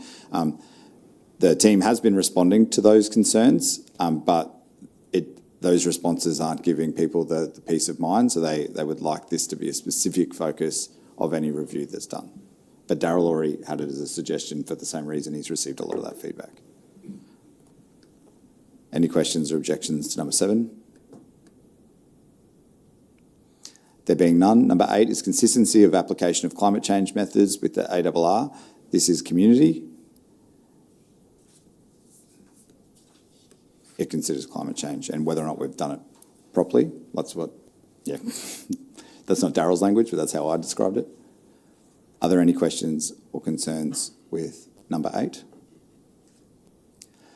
Number 9 is commentary on fitness for purpose of resulting design flood levels for application in land use planning and development control. This is community. They want to make sure that if we're using this data to control what they do on their land, is it fit for purpose and should it be applied in that way? This is probably one of the 2 most critical questions of this scope, in my opinion. Darryl might disagree with me. Are there any questions? Councillor Bannon? Will this address, Mr Mayor, will this address some of the commentary around that we're going to rezone it and then change it and develop it later to be a land grab?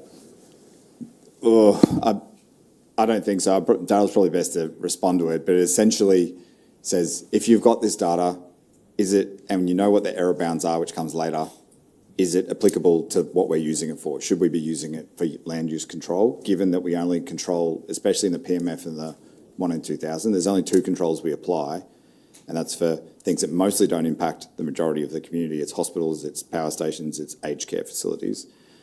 So is it appropriate and applicable? Is it fit for purpose to put into a planning scheme? But Darryl, did you want to add to that? The consultant that we've engaged wouldn't be a planner that would provide comment in regards to rezoning of land and things of that nature. That's something beyond, I guess, the technical remit of a modeller that we'd see for floodplain modelling. Yep. Are there any other questions on number 9? Councillor Lane. So if the person doing the review isn't in design or the planning has those qualifications, why would that be in the list? I'm sorry, I've kind of lost the argument there a bit. Sorry, the comment I was trying to make is that the consultant that we would engage to review the floodplain, the flood study, needs to be somebody who has a specialist capability in that regard. They're not a land use planner, so they wouldn't provide comment on zoning areas within council's planning scheme because that's not their area of expertise. But they could provide a comment on the fitness for purpose of the resulting flood levels for application of land use and design, despite not being a planner. I think that's what you were trying to get at, wasn't it, Councillor Lane? Like, can they comment on this if they're not a planner? Mr Mayor, my husband does, he makes factories that do detonator charges. It's a very specific industry. And I imagine hydrology and whatever other names you want to do exactly that as well. I don't understand why we now have something in there that's asking someone to comment on something that they're either not qualified in, and to find one group or one company that's qualified in all of them, we've probably already used them. So they won't be that independent, will they? I'll let Darryl respond to that one. Thank you. Sorry, to elaborate on that further, the intent of the question is for them to comment on the fit for purposeness of the flood study as a base, as a feed into that land planning component. It's not to comment on our land planning activities. But again, why would we have someone who isn't across that comment and add further commentary into an argument that's already quite convoluted? I don't understand the purpose of point 9, but regardless, thank you for letting me raise my concern. Thank you, Councillor Lane. Are there any other questions on number 9? Councillor Hall. I just don't know how it's possible to include it. Sorry. I just don't know how it's possible to include it. They're going to provide commentary on the fit for purpose, resulting design flood levels for applications and land use planning and development control. So unless you have a person who's specifically in that field of knowing land use planning and development control, it'd be impossible to do that. They would have to employ an exterior consultant to do it, which would then flow out the your control of it. So I actually don't think you can include that in this to have it as part of this investigation. Darryl. I think it's probably looking at it the other way around to ask the specialists, do they have any perception that the outputs of the study as they stand, that they would have a concern about them being used in a land use planning setting. So I don't think it's asking about the land use planning component of it. I think it's asking the question for them around the study itself. Do they see any issues in regards to the study ultimately flowing on to that activity. To some extent, it is reasonably broad from that perspective, and a bit of an open option for them to be able to identify anything that they perceive would be an issue. So should there be a clause after it within scope of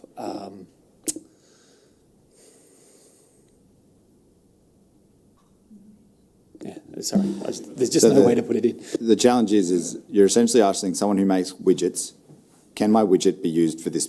Can the widget you're making for me be used in this machine? That's what we're asking in this case. And while they may not be a specialist in that machine, they can tell you if the widget is fit for that purpose. Does that make sense? Okay, but I think the answer will be, I don't know. And if that's the answer, fair enough. But Darryl actually that's community-led, but Darryl put together that language to try and get a meaningful answer out of them as best as possible. Any further questions on number 9? Number 10 is determine and advise on the study's probable maximum flood frequency and the probable maximum flood error bounds, including any potential compounding effects. This is community-led. Councillor Wilcox. Director Darryl, could you please just explain that one in layman's terms, please? Okay. So the PMF is the probable maximum flood. So effectively it is a process which determines the probably worst case scenario in terms of a catchment, both from a rainfall, but in terms of the extent which a floodplain could be impacted. So if you think of the PMF, think of it as the extreme or the extent of the floodplain. So effectively saying in an absolute worst case scenario, that's as far as we would actually get. So that process to calculate that in a general sense doesn't usually include an annual exceedance probability, so an AEP, which is effectively your return interval. So when we talk about a 1% AEP, being that there's a 1% chance in any given year that we would see an event that large. At the moment, we don't have an indication of what that frequency would be for the PMF, so we're actually asking the consultant to approximate that information for us, so we actually have an idea about how infrequent a PMF would be likely to occur, just to have some better information in respect to that, and then to talk to us around whatever error bounds might actually sit within that. So what degree of accuracy do they perceive the PMF has in regards to the whole of the overall catchment? The one thing I don't understand on there, what is an actual error bound?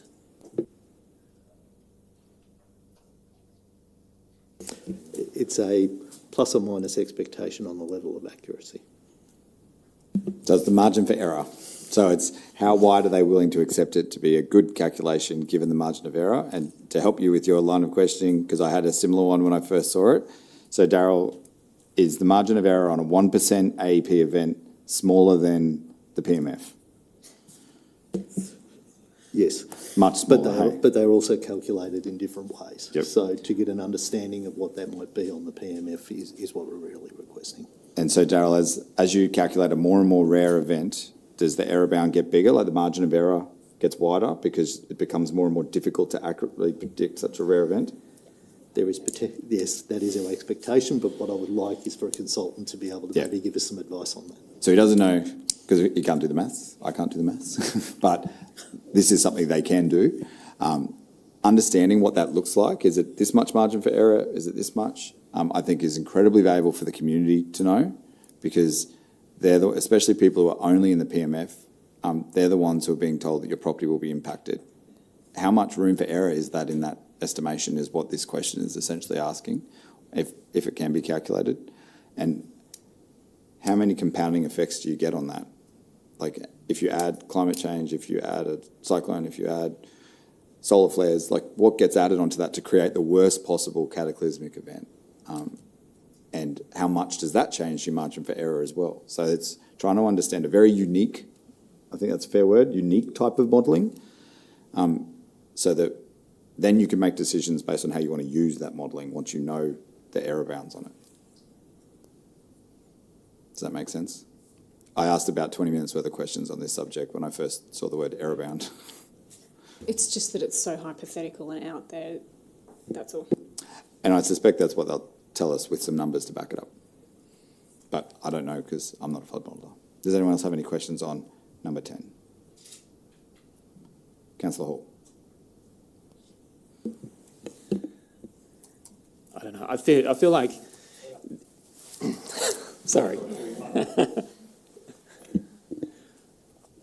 I feel like the variance for a PMF event is too great to even be measured. It's a predictive thing. It's like rolling a one in 2,000 sided dice and saying this is likely going to happen. I don't even think you can predict the variance on it. I don't know. I maybe the question should be: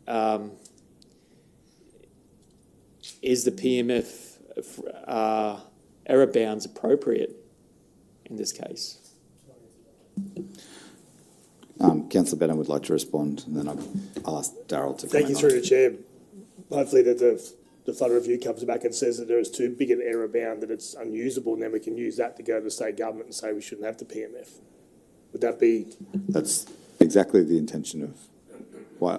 I think 9 and 10 are the two most important because they talk specifically to the remoteness of the PMF and the accuracy of the PMF. Sorry. Darryl.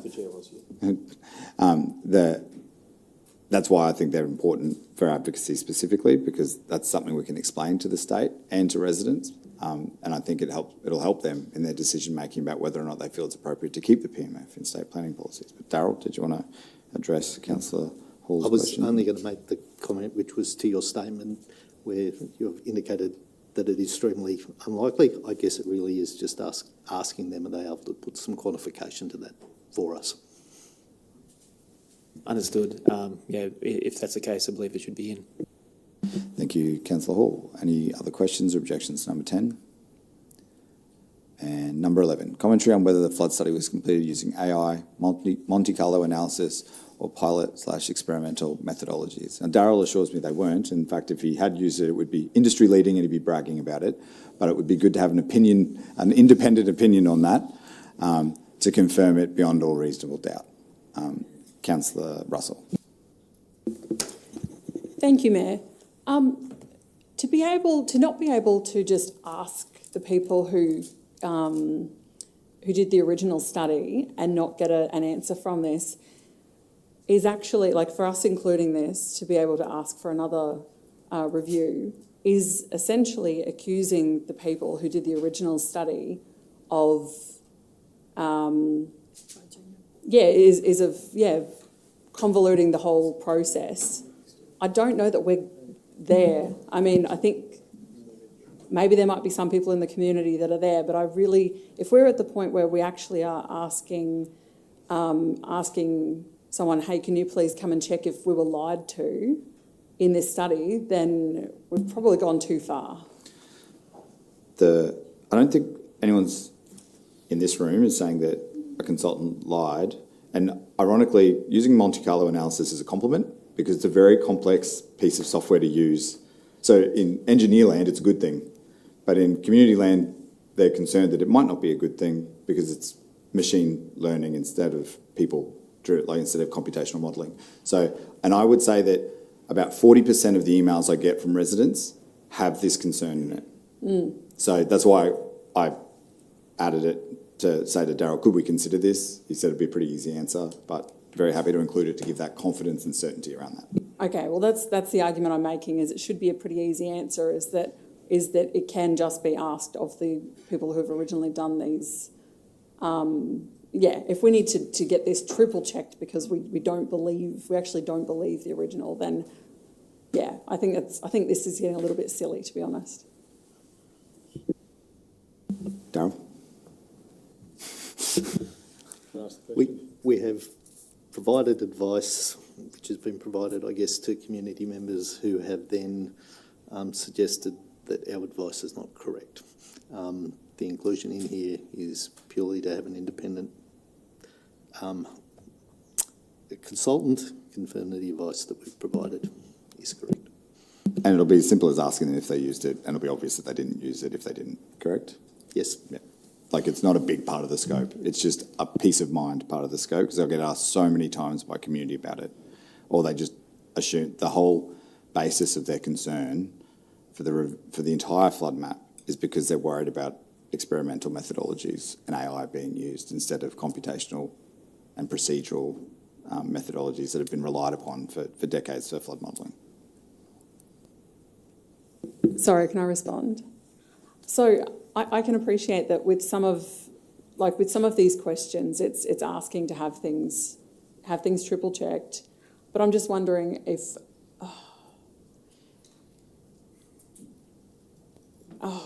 I don't know how to explain it in better terms, but is there not a methodology provided with the original studies? Like, surely something as simple as this could be checked in that. As officers, we have already responded to the question. Okay. The inclusion in here is just to have an independent consultant confirm the same advice. Okay. Can I just say I am incredibly sorry that this is even being entertained. Councillor Hall. Through the chair, so is this really asking whoever completes a study whether or not they used AI technology in the process of their study review? So that they're not asking, they're basically just asking if any of the results you used AI to get the findings. Okay, and so this doesn't actually stop someone doing this study to use AI. They would just have to say whether or not they did. Okay, all right, because I do have somewhat of an issue with AI being used to study something that some people may consider an act of God, because that can entirely not be predicted by AI in some faiths. Thank you. We've had the act of God conversation. Perhaps there should be some commentary from a faith leader in terms of the relevance of whether or not it should be used. Thank you, Councillor Hall. We've reached the end of the scope. Councillors, I will now move that the proposed scope on the screen becomes, there'll be a motion on the screen. I'll let that pop up. Oh, sorry, Councillor Stamp. Sorry, Mr. Mayor, I just had one more that I'd like to talk about if I could, because I understood we could probably, if there's anything additional. So as part of this review, will the reviewer provide feedback on sensitivity analysis, i.e. how different inputs, parameters affect outputs, as I'd like to better understand the critical parameters or inputs that have a major impact on the residual flood levels? As part of the review, it would be expected that the review company would look at the process which the original company used for the assessment. There will have been some degree of sensitivity analysis done by the original company to actually do that, so they would review that process. The consultant that we would engage as part of this review would not, however, do sensitivity analysis. Sensitivity analysis actually requires running a model and actually being in that space. The review we're doing is a review of the process and the procedures and the parameters around that, and not actually doing modelling in their own right. And is that information that you can provide is there information you can provide which I'd just like to understand what the critical elements are, of that, if you could provide that based on what the modelling that's been done. It's just something that would be valuable. So there's twofold to that. Where we're talking about the parameters which were within the scope as it is, we would expect a response back from the consultant in regards to those parameters and the appropriateness of those. The flood studies which we've actually done in the past are actually all online and can actually be seen, so there is reference to those things within those reports too. The critical elements. Okay, all right, perfect. I'm searching. Thank you, Councillor Stamp. Councillor Wilcox, then St Ledger. Thanks. Just sitting here going through it, I did have a couple of more questions. Apologies. With reference to point 3 and point 6, is there a way that we can include some ground truthing in it so that when they're doing the review, they actually go and speak to residents? The review is actually of the study that was completed, so it's actually going through what has actually been completed. So it's not a ground truthing for a future or current modelling piece of work. So it's going to be a response to what's been done and the appropriateness of that. Okay. Sorry, and then number 6, does that include, it says tidal storm surge boundaries. Is that like a tidal, will they do a tidal analysis? Because I know Councillor Murphy with the tides, when she gets both rivers meet, that's when there's huge issues down there. Will it look at that as well? Through you, Mr Chair. It will look at the tidal and the storm surge boundaries that were utilised in the study and review those, yes. All right, last point. Is there a way that we can add a point about what the base model was? Because I agree, I think there might be discrepancies in there. That's my opinion. Can we add a point about anything about the base model and how it was used and if it was appropriate? Because I don't know that that's reflected in any of those 11 points. A review of the topographic information is effectively the ground level that was used in the overall survey, so we're asking them to come back and talk to the methodology that was used for that and provide commentary. Thank you, Councillor Wilcox. Councillor St Ledger. Thank you, Mr Mayor. I know this has been mentioned before, but just want to confirm, once this review comes back, the entire review will be made public for the community? Excellent. Yes, and you could add that to the recommendation if you wanted to make it abundantly clear, but it's not in the recommendation currently because they would bring a review back to us and then publish it on Council's Logan Plan website, I'm assuming, but on Council's website. Councillors, there is a motion on the screen to accept the updated attachment 1, which is what you've just been working your way through, as the proposed scope of independent flood model review as tabled to the meeting be adopted for as attachment 1 to replace the old attachment 1, essentially. I'm happy to move that motion. Would someone? You can. Is this, microphone. is this actually voting on the recommendation? No, this is voting to put the scope into the recommendation. So it becomes the scope. At the moment, there's an old scope that doesn't include, I think from memory, it's item 3, 4 and parts of 6. This would make that the new scope. So what you've just done would become the scope. At the moment, it's just a proposed scope that you've been working on as a tabled document. This will move it into the report as the scope, which will be known as the amended scope from now on. Updated attachment 1 is what it'll be called from now on. Councillor Russell and then Councillor Jackson. Does voting in favour of this being included as the scope, does that presuppose favour of the vote in any way? No. All right, thank you. 2 separate votes. Councillor Jackson. Thank you. Would anyone else like to ask any more questions before I put it to the vote? All those in favour, please raise your hand.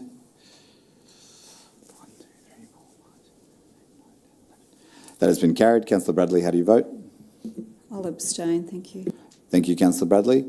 Councillors, let my computer wake back up because it went to sleep while we were doing the work.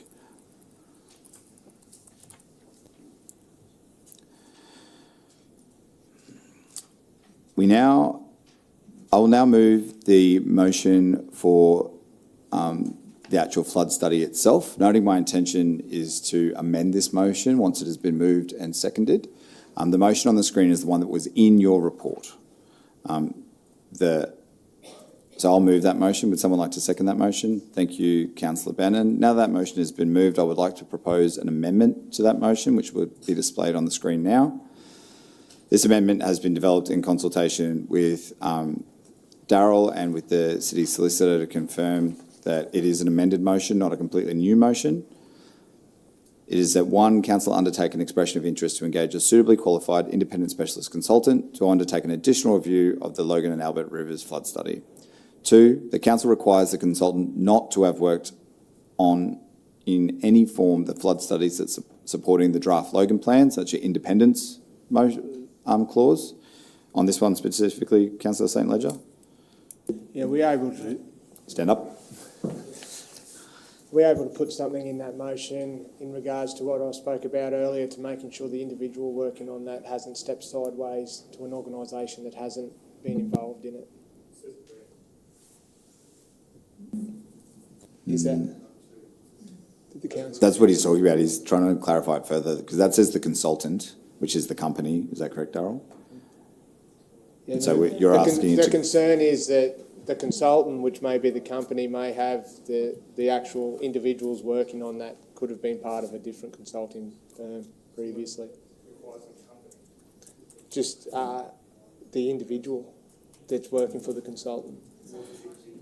Could you put? You can. Oh, so through the chair. So you can do that. I was just listening to Megan's commentary. If you want to say something on that, Darryl. The commentary would be around, it is a reasonably small industry, and if we put a criteria that said that they couldn't have had an employee that came from another consultant in that field, I'm worried that we will effectively preclude everybody within the field, because there's only going to be a limited number of employers.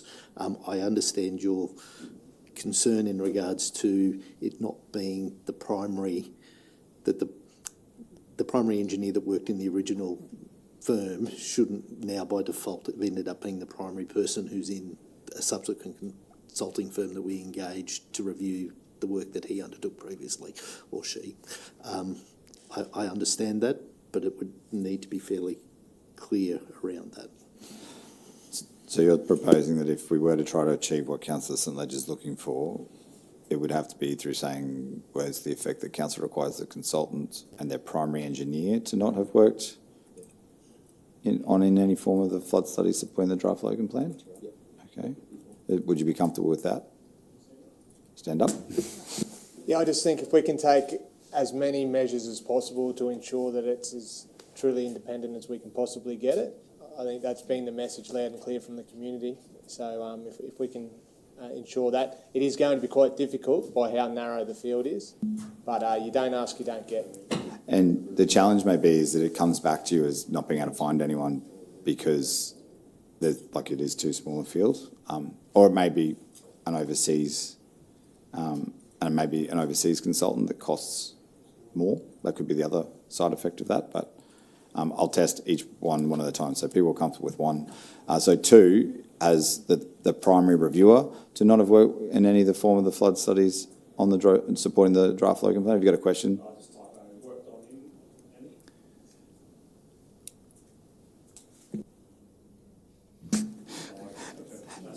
No, it's okay. It's okay. It is worded strangely, but it is a technical one. Putting some comments in. I would like to defend the professionalism of the meeting clerk to say that she did not write the words of the recommendation. She put them in as they were provided to her. There we go. Worked on in any form the flood study supporting the Draft Logan Plan. Are councillors comfortable in having that there? Councillor Hall? Through the chair, should it not say something along the lines of not had any prior work with either local Australian or local state government, considering that a lot of this We literally won't get anyone.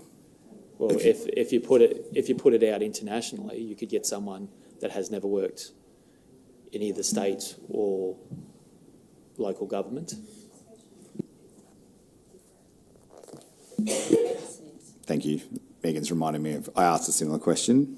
The challenge is there's different standards overseas to what there would be here. While they could bring themselves up to speed on that standard, to Councillor Russell's concern, they would charge us for all of that work to bring themselves up to speed, and then they're not necessarily experts on that. So if that's something you want to pursue, I'm in councillors' hands, if that's what you want. I just feel the more finite that you make it, the less likely you are to get an outcome, which means it comes back to us, and potentially to Councillor Wilcox's suggestion, you end up back at option 1 anyway, because they're the only people available to do the work, and they're not as independent as you might have otherwise wanted. Yeah, I'm just concerned about any bias that might be held in from prior experience. They may have a preset bias towards how this planning work is set out, which may impact their actual result. I'm just feeling that perhaps we could make it a national. Can I just get Daryl to respond to the idea of bias in maths, because it's mostly a mathematical review?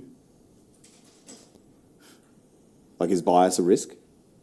Is my main question. Like, independence is important so that it's a fresh set of eyes, which is what the community's communicated, but you're saying you don't want anyone from Queensland just about, because flood modellers will generally either work for councils or for state governments. I think that's probably my first comment would be if we exclude consultants that have worked for either the Commonwealth Government, the state government or local government, the field we're talking about, which is flood studies, the work that they do is predominantly for those employers. We will end up precluding everybody in Australia because there's not a large private industry that's out there actually engaging to do significant flood studies of the type we're actually talking about. They really are functions of government because they're around trying to protect community and being able to work through that process. So it would become particularly difficult if we did that. If we do go overseas as a requirement that they can't be an Australian company, then that then comes with it trying to actually find a consultant that we bring up to speed, either that or potentially they have an employee who has worked in Australia before, who has that level of knowledge, but then we're back really in a semantics position around the company's foreign, but the capabilities here. The other aspect that's tied to it is because it is in Queensland, we do have to have somebody who is an RPEQ to actually look at this as well. So there must be a registered practitioner in engineering in Queensland because you need to be in that, have that qualification to be able to actually provide engineering advice here. Thank you. Councillor Lane. Thanks very much. Just a quick question. So in looking for someone to do this, have we considered those that have done Ipswich, Moreton Bay or Sunshine Coasts? Are they already out of the equation because they've been part of our process, or are there so few that we can only pick one maybe? We will engage, I expect, with our counterparts in those areas to see if we can identify consultants that they've used. Yep. To encourage that, certainly if we're going to the market and looking for people that we haven't used before, then that would certainly be an avenue for us to at least try and explore or increase our opportunity to have people that we haven't engaged with. Yes. So council is satisfied with the independence of the consultant and the primary reviewer having not worked on anything to do with our flood studies? Thank you.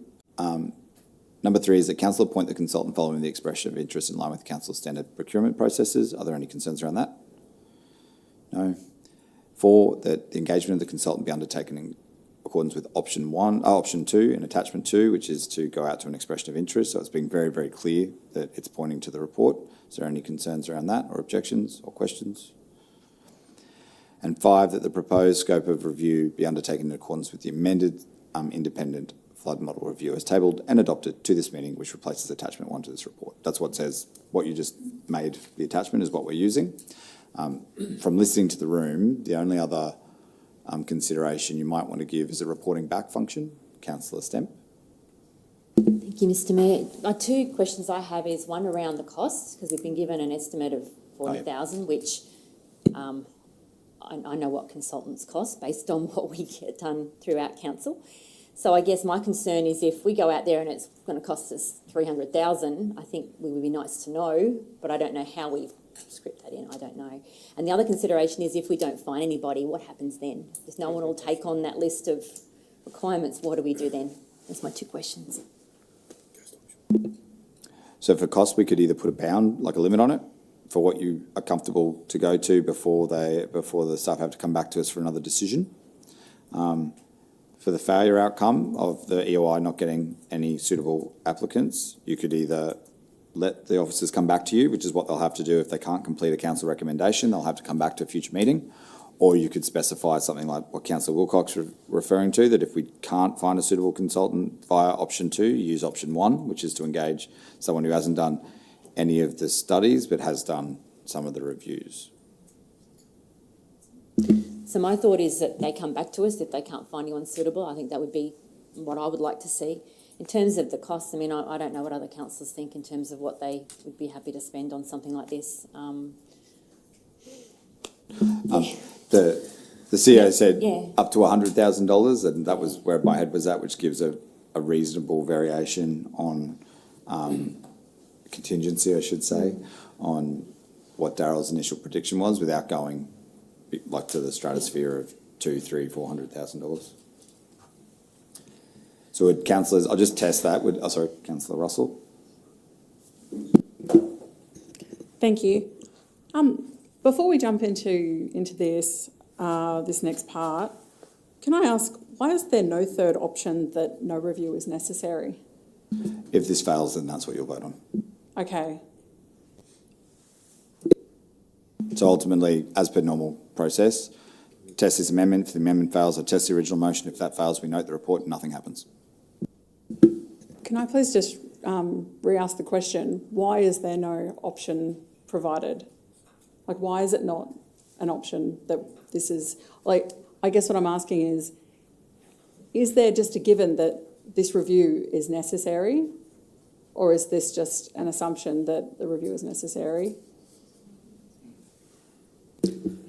Through you, Mr Chair, the report is provided really is just indicating that there is an opportunity to do a review if council should choose to do so. That is in councillors' hands. Okay. Can I be very specific on this then? In your opinion, Darryl, is a review necessary? Like, has there been some failure in the process that has led us to this point?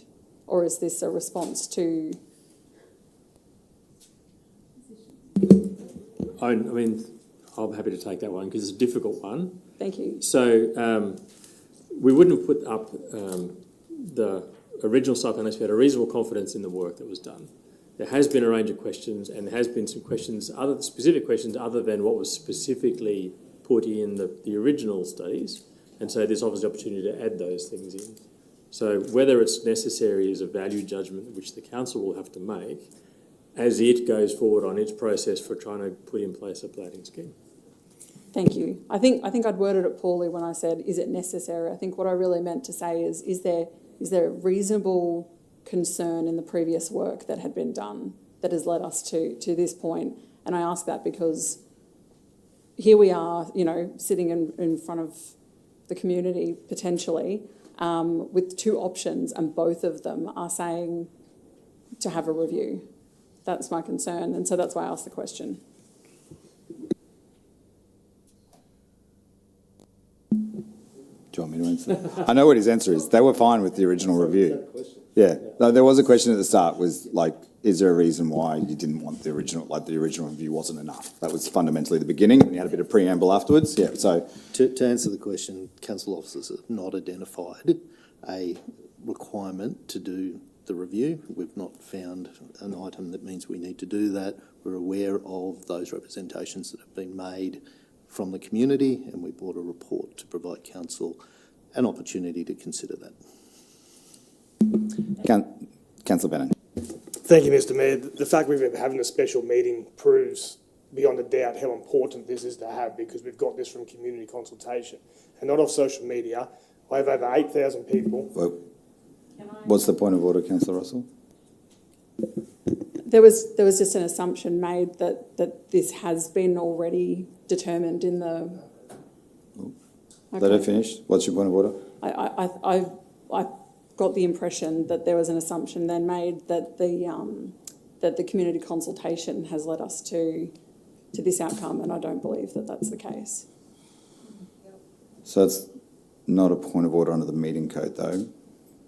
Okay, apologies. Well, you're more than welcome to raise it. I appreciate it, but it's not a point of order under the meeting code. Carry on, Councillor Bannon. I think your concern is around assuming incorrect information. I think that's your concern, so please take those concerns on board as you continue. Comments. Oh, of course, Mr Mayor. The community consultation you're talking about is the numerous calls and meetings that you've had and I've had with the community, and this was one of the main concerns they've had. So that's why I think if this wasn't important, I don't believe, and you bring this forward, I wasn't here, If it wasn't important, you wouldn't have brought this forward and put the special committee meeting up if it wasn't important. As for the cost, you know, council with different funding spent $50 million on one road in Chambers Flat. This affects more people in my community than the road does. So if it comes to that, and I'd have to ask the officers, is local infrastructure money from my division somewhere I can contribute to this? Because this is more than important for the people in my division. Like, all I'm getting asked about is that. And it's not a competition with anyone here, but other than you, I've probably dealt with this more than anyone because that's all I've done. And I've worked on it hard. I've had more meetings with the officers, you know that. This is what people are asking me to have. And I'm wrapped in the section 1 that you put in. My community is screaming for it. If it's a cost issue on a scale of $1 billion, if this building say, yes, local infrastructure money can help towards that, I'll put, because it's the community's money, the local infrastructure money for my division. This affects my division more than anyone. I'll happily do what they're asking me to do and put money towards. My community want this to happen. They need it to happen. Thank you, Councillor Bennon. Councillor Wilcox. I don't think funding is finding a source of funding is the concern, but thank you for your offer. Councillor Wilcox. Thank you. I'd be happy to add a point in there to put it up to $100,000 for the scope, for the engagement. Can I just hold you up on price? Yep. Have you got another point other than Yep. price? Because I'll come back to price. And the only other point I was going to say is because Christmas is coming, these companies will inevitably have shutdowns. Can we give you till February, March to engage a consultant so that we get the right consultant? Well, just the time frame within the normal procurement process, which does take into account like end of year shutdown, I assume, because we procure things this time of year all the time. Yep. Is that right? So I'll just speak to, so the two questions that Councillor Stemp asked before we went to some sidebars was, what do we do in case of not finding someone? And Councillor Stemp, your proposal was that it be brought, a decision come back to council. That would happen by default, but did you want to explicitly put a recommendation, a clause that addresses that, or you're happy to accept that they'll bring it back? If that's by default, that's fine. Great. On cost, and I'll look to councillors who have worked in any kind of contracting industry. If I tell you the budget that I've got, I guarantee you that the price comes in just under that budget. So putting it hard, like a fixed limit on that budget, it could be problematic. There's probably a mechanism where they could just come back with the price to us to confirm that we're satisfied with that, but that will have some delays unless I cause a special council meeting just for that purpose, which doesn't seem a good use of the special council meeting. Through you, Mr Mayor, we've got an idea about the sort of ballpark you're looking at, and if it was wildly outside that, we'd come back. So they've specified 40 grand today. So is that is that our ballpark?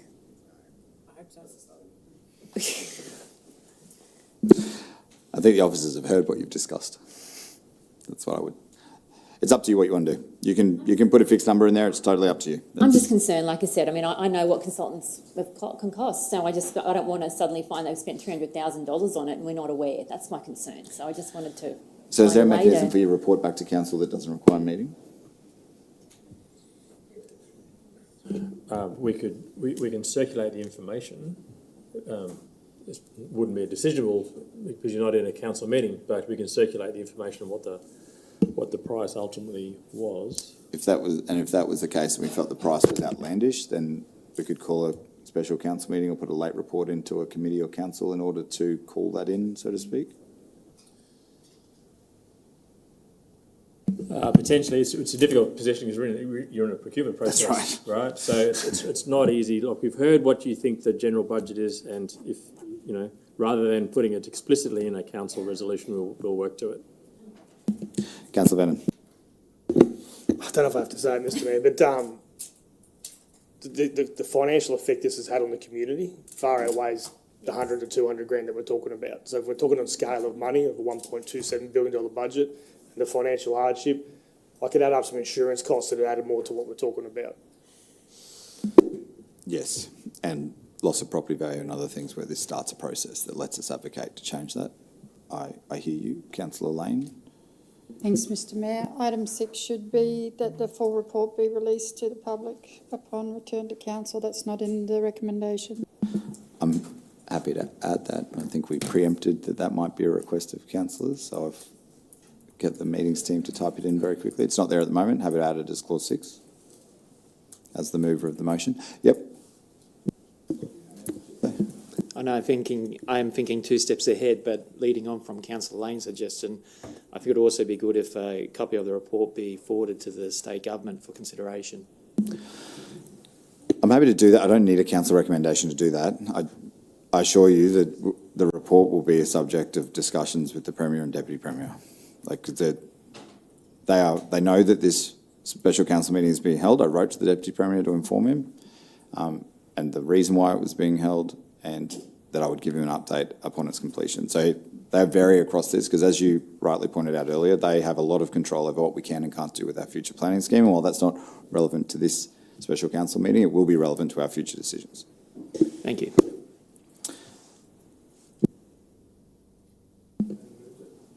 I've just got to wait for number 6 to pop up. That's okay.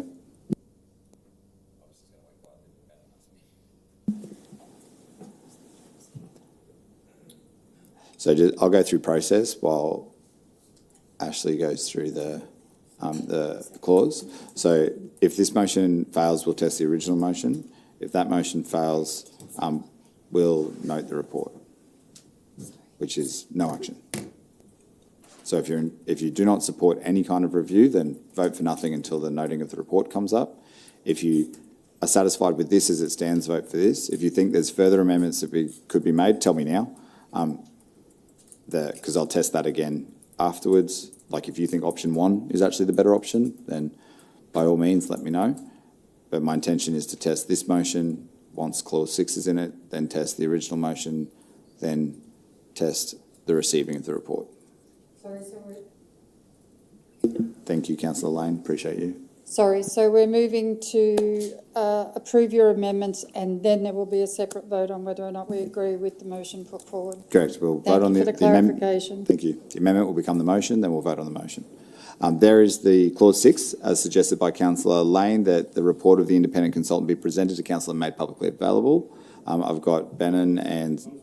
Okay, St Ledger, do you have a question, or are you wanting to second it? No, really quick. I know it will be the full report, but can we put that full report will be made available, just to ensure that the community is well aware of that? Yep, thank you. Happy to make that explicit. Councillors, are there any further suggestions or amendments? You want it to be a fully bound report, Councillor Heremione? Did I hear that? I was just commenting, we've already delegated this authority to the CEO. It's not a necessary amendment, but I appreciate the sentiment and I think it's good to include it.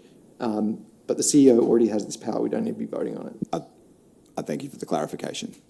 I've moved the motion on the screen. Councillor Bannon has seconded. This motion is to accept the amendment, and if this motion is passed, the amendment will become the motion. We will vote on the motion. Clear as mud. Moved and seconded by Mayor Raven and Councillor Bannon. All those in favour, please raise your hand.